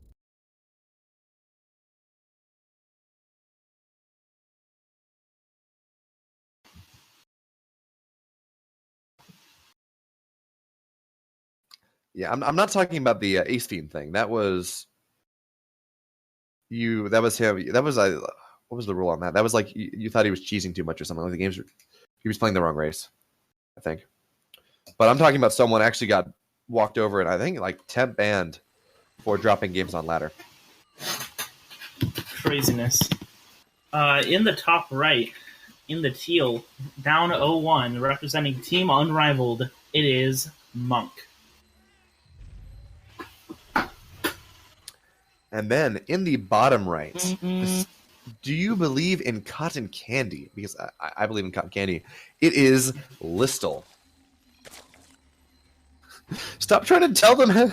Stop trying to tell Monk how to beat you. Like what? And Or this is just like a mind game. He's like, I'm so confident, I can tell you how to beat me. I'm building a spawning pool right now, and there's nothing you can do to stop me. Like, I had a Protoss once that actually was like in gold. He's like, I'm now building this, and I didn't believe him because I'm like, why would anyone do that? And then he did that, and I played super defensive because I thought he was going to all in me after telling me he was going macro. No, he went macro. It was supreme mind games. It's like playing a random. I did It's like that playing a once random. for what was it? Playing a random what? Sorry. It's like playing a random. They tell you their race, but they don't tell you their actual race. I played like- against Arium in a ESL NA Open one time, and he was like, "Hey man, pick what race you want me to play, and I'll play it." And I was like, "Okay, just go play Zerg." And he was like, "Okay," and he was like, "I'll even tell you what I'm doing." He's like, "All right, I'm gonna 14-14 you, okay?" And I was like, "All right, man, sure." And I got ready, or I thought I was ready, and then he just like wing rushed me to all hell, and I was very embarrassed. So what you do is you wall the top of your ramp and you get tons of cannons. That's what I should have done. And then you get DTs and you're like, ha! At this time, Of I course. was like low silver, so I was like, "Oh my god, it's actually Arium!" Like fanboying or whatever. Yeah. I don't know, it's interesting. Like, if you're playing someone who's a lot worse, then you take two approaches. You just play macro because you're like, there's no way they're beating you in macro game, or you try to cheese them out. Macro is like the more certain way, but cheese also takes a shorter period of time. I don't know. Like, when I run into plats, I just play very conservatively. Like, when I run into like plats golds on ladder because MMR is messed up sometimes, you just play Yeah. very conservatively and hope to win. And because you know they're going to all in you. Yep. And I I'm like think I the- played like one lower league player who is not all in me. Well, that would On be ladder. me playing against higher league players because I'm like, look, I'm going to use this as a training opportunity. I'm going to learn to beat people that are better than me. I'm not going to all in and hope to get some cheesy thing unless it's Orena. Yeah. then that is macro. Oh, getting, no, anything goes. getting 2 bases is a macro game. Yeah. Getting more than 14 workers is a macro game. I don't know why that game's in the map pool. I don't know why games are in like so. You're talking about games in the map pool, so I guess League is in the map pool. Dota, Smite. Yeah. Just sometimes like for CSL, I'll play my matches in Smite. Just for the fun of it. This is interesting though. Listel is on 25 workers. He's not building anymore, and he's building roaches. He's building. Is this gonna be like a roach ravager Ling? I think he should have speed though if he's gonna do this, because when you're doing this kind of all in, this is a lot. How many roaches? Okay, this is a lot. This is more than the defensive roaches. So you're gonna attack with roach ravager, and roach ravager can tame. I guess because he's droning behind it. Bunker going down, and this Hellions, his days are numbered. Well, no, they're faster. Oh yeah. So he's just gonna take some damage and go back. Yeah. Liberator coming up, tank coming up. I think Monk should be able to hold this. Like not too, depending on the timing. If Listel runs up the ramp, it's gonna be harder. Okay, there we go. And just Bunker's not gonna complete. Oh, that Flight is Eagle's a not big complete. deal. Not a big deal though. I don't think he needed to waste. Okay, there we go. This is a weird timing, right? It's not standard. So I like this actually. So what he's doing is he's not trying to kill him. I mean, he might. I don't think he will, but he might. What he's doing is he's just making sure he's mining off of one base, right? Yeah, he's just buying time. Ooh. Oh, he should. I would not have done that. Yeah. Okay, so I like this from Monk. He's just trapping him in. But in the meantime, he should be killing that worker. Okay, in the meantime, Listel is he's going 2 base Muta. No, never mind. He's got 3rd. That was the wrong call. This micro though, Listel is really a god. Good. Wow. I think he's gonna end up. Oh! No. Monk. Man, I'm like, if he lost the tank there, Monk messed up, or Listel is a literal god. Yeah. Okay, so what is are rallying across the map? Yeah. But what? I got confused. I saw the shadow from the Liberator, but not the Liberator. And I was sorry. Oh, you know what's annoying? Liberators sometimes they don't show the flyer helper if they're above airspace, and you're like, I can't tell where to shoot. Yeah. So right now we have a tank drop coming up, which is good, as Listel doesn't have anything to do. He doesn't have Zergling speed actually. Unfortunately, it's going to the base that has like 2 workers and a queen. So he should be if Listel's on top of things, he should be able to shut this down. But he's not on top of it, and the queen is going to die. Well, he could move it in right up, nice and cozy. And there we go. Listel. So what do we have? Okay, so Listel shouldn't break this. If he has, he has that's vision. Really good. Yeah, Listel is going to break this. Okay, never mind. Stand me correct. Honestly, could be game. This is going to be a big supply block here. That is. Lots of workers are going to die. This honestly, oh well, never mind. So he's just going to march into the main and kill all the things. And there's a tank coming in. Cool. And he's out of range of the tank. Listel needs to not stand in its range, though. Yeah. He has to respect the damage. It doesn't matter, though. Look at the worker supply. Wow. Yeah. 25 workers lost. 26. 27. Listel is more than happy just to trade this out. And the roaches are still in the middle line. Listel has a 3rd. Yep. He's droning behind this. He's getting an infestation pit. Obviously for swarm hosts. Yes, of course. 30 more Ravagers, 4th base. He has oversaturation at its 3rd gold base. Whereas is still alive in the mineral line. Monk has 10 workers. 13, excuse me, but I mean, like, it's just going more Ravagers in the base. This tank, given that it's all... Even if it doesn't go down, it's not firing. Medevac's almost gone down. Nice micro from Monk. It's a good attempt, but... This is not going to work. Yeah. I would be hyped, but, unfortunately, Listel is quadrupling army supply. He is sextupling worker supply, because, we got to bring out those big Latin-ish words. And what is the income for Monk is mining 820 minerals per minute, and that's mainly because of Mules and the Natural. And even that's gone now. Like their roach is getting all the rest. Like this is, I guess Monk's a little mad. I would be too with the kind of amount of disrespect. Like you were told exactly how to beat one style, and then you just get all in, and you're like, okay, fine. But which I mean, smart play. It's like smart mind tactics, I guess, from Listel. And but now at this we're point, gonna have it's just a matter of time. There's a GG. There we go, GG. I was gonna say Hive's coming up. Like Ultras are gonna come up. Like it's not gonna now. I've seen some incredible comebacks, but not here.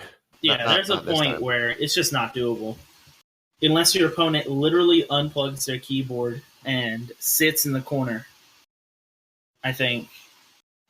Yeah. So, yeah, Monk just, like that timing, just not standard, not what you normally see. And it showed. It caught Monk completely off guard before that tank was ready. And then losing the tank to the Corrosive Bile just set him up to not be able to hold that. Yeah. So the question is whether Monk's going to take a game here or whether it's going to be 3-0. As I think I predicted like 3-1, 3-2. Yeah. And I mean, the way Monk has just been bold, like the games haven't been close, right? Yeah. It's just Listel has built stuff, walked out, and won. And Monk is a very good player. Like, all of these players are very, very good. It's just, like, these games, I don't know what's happening. Listel's just playing out of his mind. He's doing that. He's playing against the meta. Yeah. Which I think is very important. Like, that Roach Rush is a weird time. He didn't get speed. Generally, you like a Roach thing, Ravager to attack a third. He didn't get speed. He did it off of, like, 23 workers or 29 workers. That's weird. You don't see that. It kills not only because it is a strong build, but because it's so counter the meta. Yeah.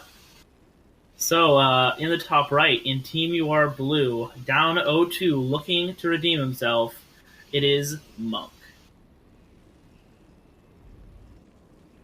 And then in the bottom left, maintaining his glorious pink colors, representing Team Lit Esports, we have Listel. What do you think? Should I cast like this game? The entire time? If you want to, go for it. I'm not sure I can do that and actually say things cognizantly.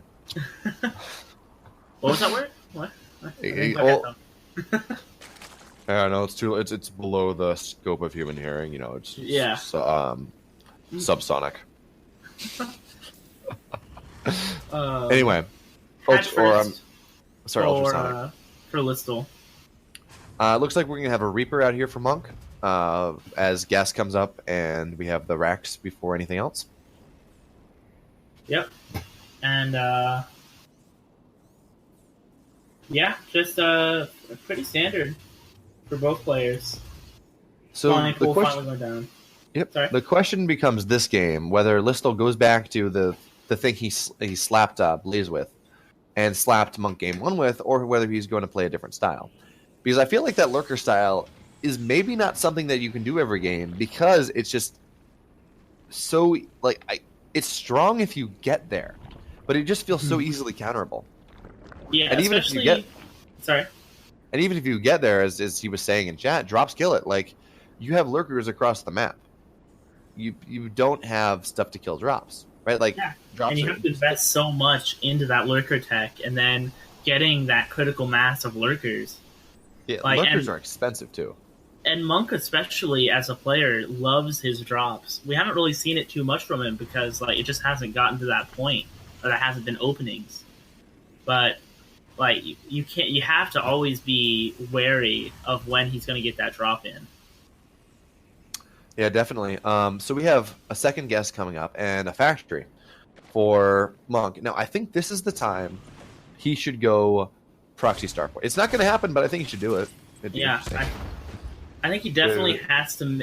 He definitely has to mix it up. Something has to change here. That or just scout. Last game, did he have a Reaper last game? He did. I think it got killed pretty quick though. Yeah, it did. Only it scouted in and it got killed by the spawning stuff, and then he saw that coming, but still his build he didn't see it coming early enough. Mhm. So I think he needs to scout more, and he just like I think he's playing too passively. So whenever I really, really, really destroy Terrans on ladder, right, is one of two things. They're too aggressive, but at a weird timing, right? And we have again two base Muta coming up, or if they're too passive, and I just need to get out of control, right? Yeah. So I think Monk needs to turn. I think he's being a little bit too passive. I mean, granted, game 2, there's not much you can do, right? If you have a drop in the main, maybe that does something. But again, it's you have roaches and ravagers in your base at a weird timing. Most likely because of the gold base, actually. But you know, first game he kind of moved out. Later, after playing passively, little kind of safely, he got his army just wrecked by lurkers. Yeah. And I do think so. There are two ways to beat lurkers, right? As Terran, dropping everywhere because you're dropping everywhere, like where the lurker's supposed to be, right?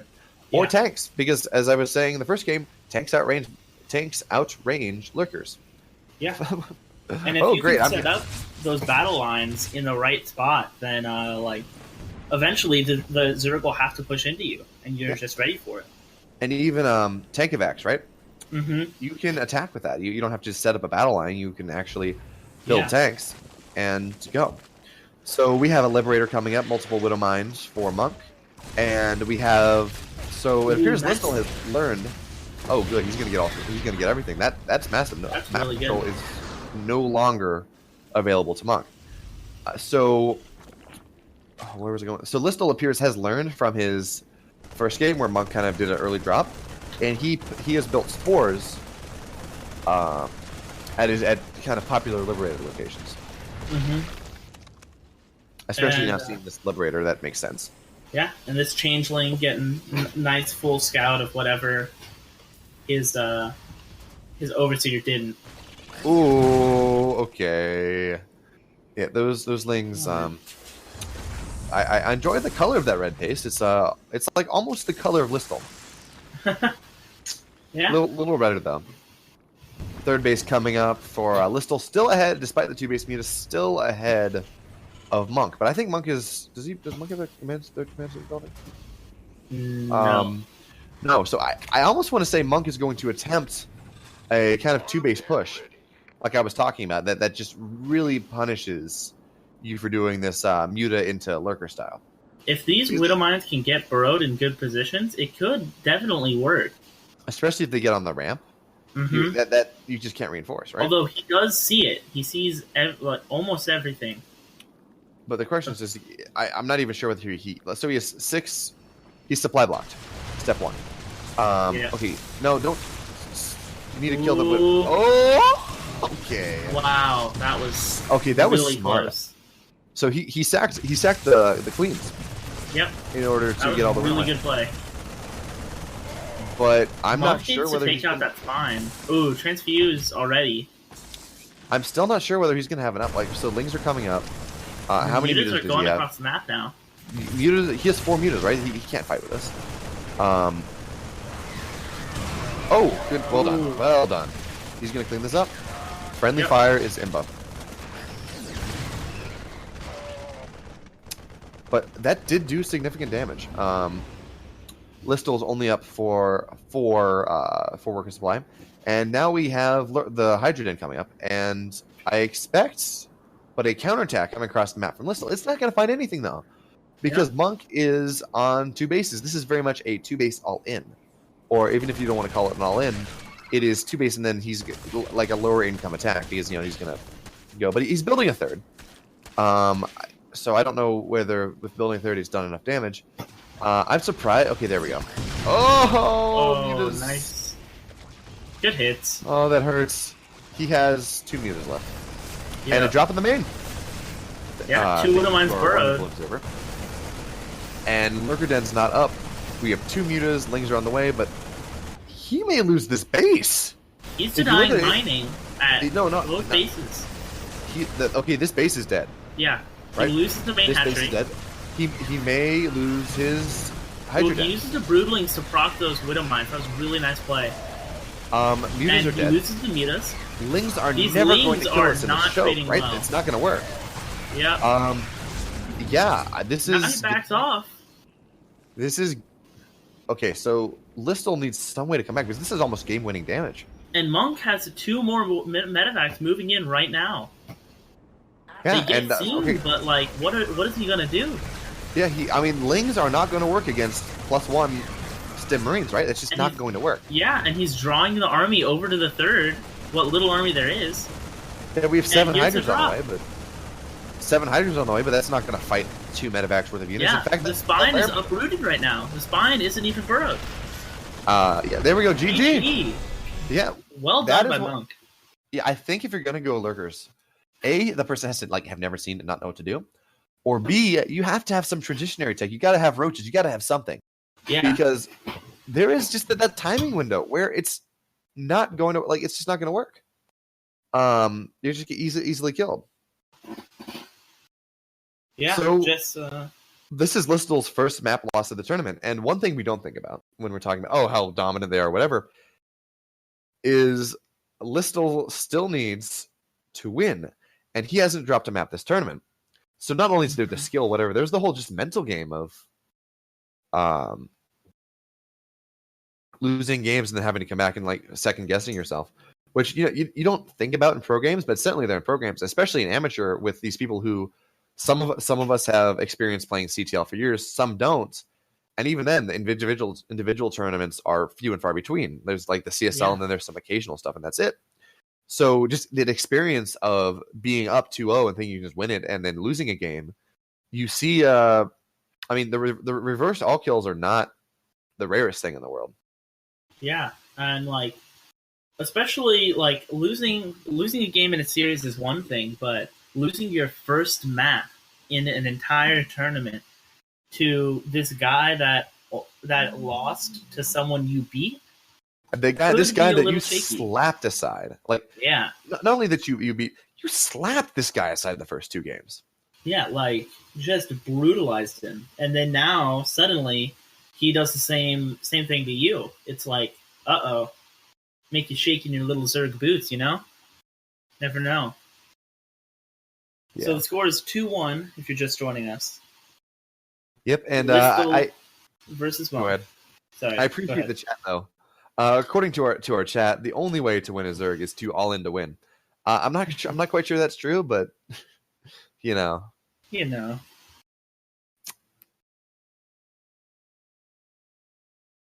Yeah, Huh. just This is interesting, right?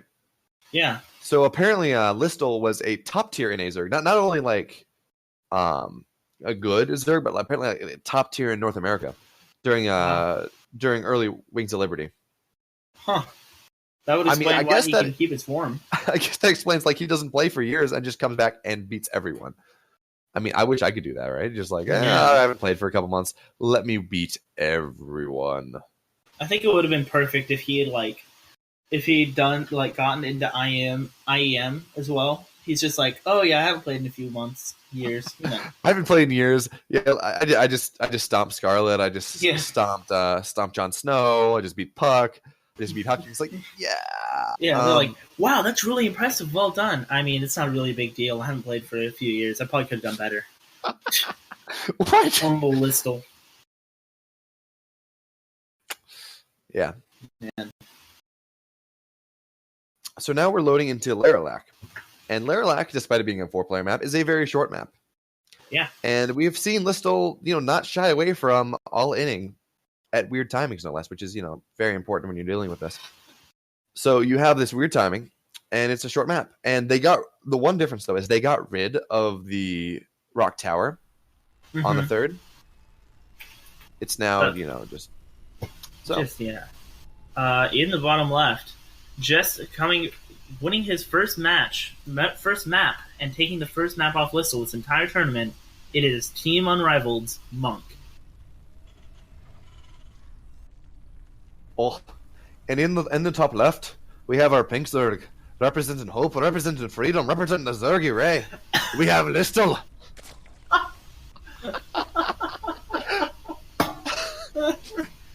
Amazing.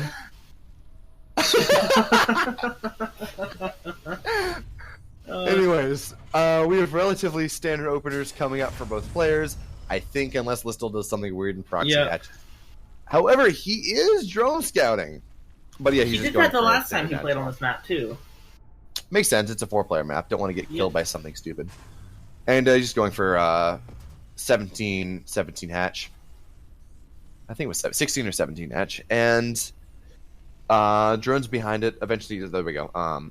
18 gas and going from there.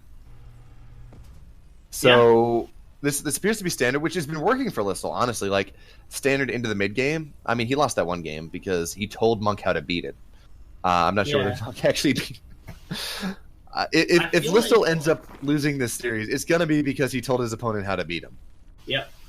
I feel Just like saying. I'm not sure if it's because of the style that Listel was going, but it seemed like he wasn't confident in how to deal with those multiple pronged drops that were just tearing him apart. The style was like, okay, so Lings aren't going to work, especially in that choke point. Okay, I guess there's no going. Like, I guess that's a slower factor. I guess he thinks that's worth it. I did that in gold for a while, and then people told me to stop because it wasn't worth it. But I mean, you started do to it see, in- actually, I we do in started to PvP. see Sulky do it. I Yeah. mean, that makes sense. We've actually started to see Sulky do this ZVT sometimes. Huh. So, and it does give you scouting. Like, it does mean that stuff can only be built in a certain area, right? Rest of the base. So that not only does it give you scouting, it simplifies your scouting later. Yep. This is And- Reaper poking in, getting a little scout. Yep. Reaper coming up factory. Yeah, this was a Reaper expand. And we have speed coming up and no further gas being mined, which is interesting. I wonder what he's going for. As generally, like, a lot of Zerg openers in Legacy are you leave one drone in gas. Hmm. So I'm curious as to see what he's going for here.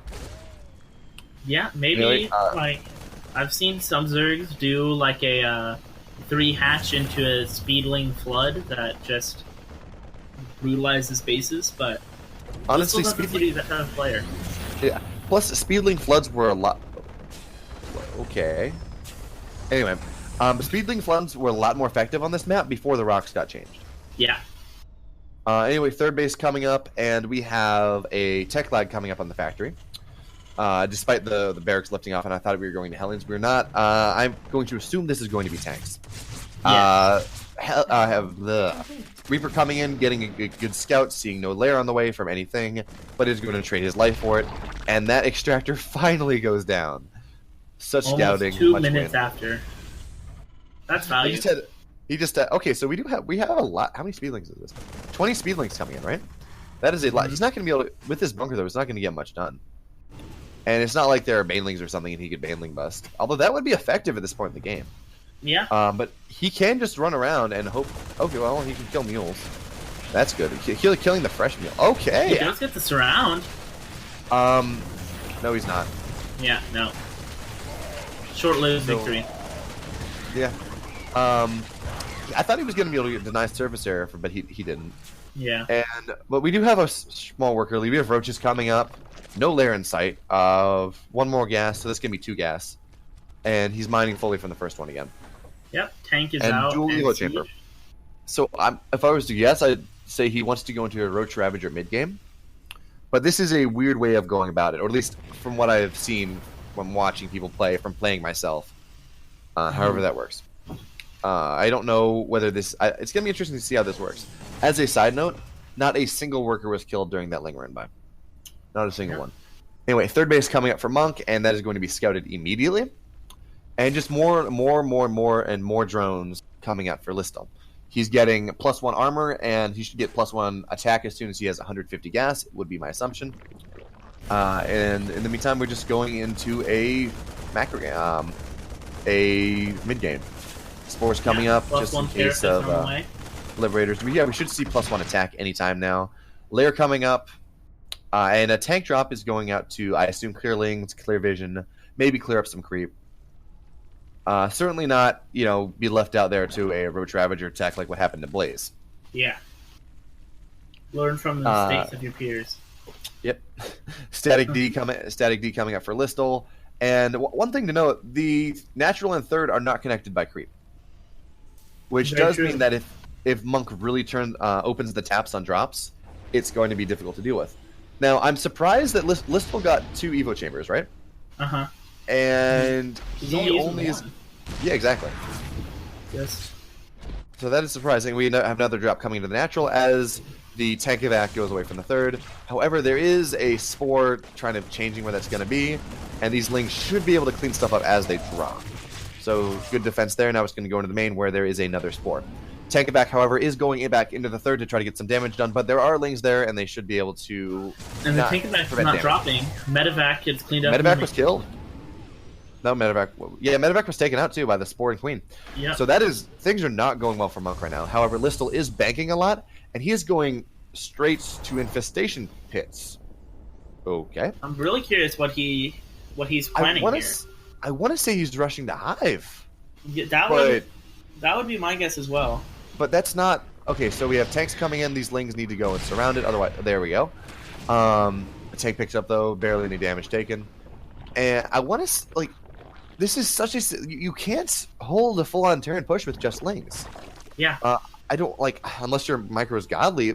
Okay, so Ling Infester, but he has 2 Evo Chambers. He needs to get +1 attack. And I would expect off of this also to get Hive, because Infestors are kind of a way to hold things off. So I want to see... I don't know, this is interesting. Yeah. He's gonna... Okay, he's so gonna Lings are there. Okay, Spine is in a good spot. And we have Lings committing to kill those rocks 10 years from now. Yeah. Yes, this is how this will work. And again, we have Hive coming up, but we just don't have upgrade. Like, you know, this is just odd. I'm trying to figure out what he's going for here. I mean, sure, there are ultras, but you can... I mean, he can afford right now. He can afford to get 1-2. I mean, he should have 2-2. He should be... Okay, he's getting Infestors out. That's good. Yeah. He can afford to get... Like, there's all this stuff he can afford. Like, look at his bank. Well, look at his bank a second ago. He just got a ton of Infestors, so it's not quite as good. But he can afford all this stuff, and he's not. And I'm worried that this may make it difficult for him to hold the push. Because the Terran mid game with the mule change with the lever change is very strong, right? Mm-hmm. And we have this army coming in. Sure, Listel is double expanding, but we have this significant army coming in, and it's in a spot, and the Lings aren't going to get the surface area. I guess maybe if he gets Fungals, it's going to work, but... Yeah, I mean, like, he's landing these tanks, he takes off the Evo Chamber here, scan, and the army tries to move in. Oh, good Fungal Fungals. on top of the tanks. Good Fungals. Does manage to save the tanks, but chain Fungals here. Yeah, but he doesn't have Ravager shots to deal with Yeah. it. Anyway, so... Oh, wow. Is this gonna work? Nice takeoff. Is this going to Wow. work? Okay. He's at home. He's at Monk's base. Lings is over there, overrunning the tank. A second tank sneaking up. No, this isn't gonna work. Like, this isn't gonna kill, but okay. So Ultra Cavern coming up, Adrenal Glands are coming up. Get upgrades, please. Like, Oh my he's in goodness. such a better spot right now. Oh, there. Okay, thank you. I think he's listening to me through the game. Anyway, Ultra Cavern coming up, 1-2 coming up, Adrenal coming up, aka the replay that I like that no one gets, everyone forgets, and it makes Lings attack 50% faster. Yeah. Upgraded Lings with this upgrade make buildings like just not they make buildings disappear. Yeah, they're like, what's the name of that? Screw it. So we see Monk moving out here. He could clean up this creep. It's only supported by 1 tumor per So little there's area. There's a good timing right now, right? So Ultras aren't out, more specifically, Better Carapace isn't out, whatever. Kindness Planning Yeah. isn't out. So good Fungals, Ooh, but these Infestors. He's gonna lose all the Infestors. Yeah, Infested Terran are on top of the tanks. If That's be good. careful, he'll lose them. He loses 1. So we have that. He's about 10, or... Yeah, about 5 supply down. Ultras are coming out, and the longer he's able to stall this push, the better the Ultras are going to be, because Monk honestly just doesn't have anything to deal with it, right? Yeah. You want Liberators, you want Ghosts, you want Tanks to deal with Ultras, but these Ultras are so fast that he doesn't have any of that. He's getting Liberators out now. on the way. He has has Ghosts on the way. Yeah, he has a Ghost Factory, He has but is it going to 2-2. be enough?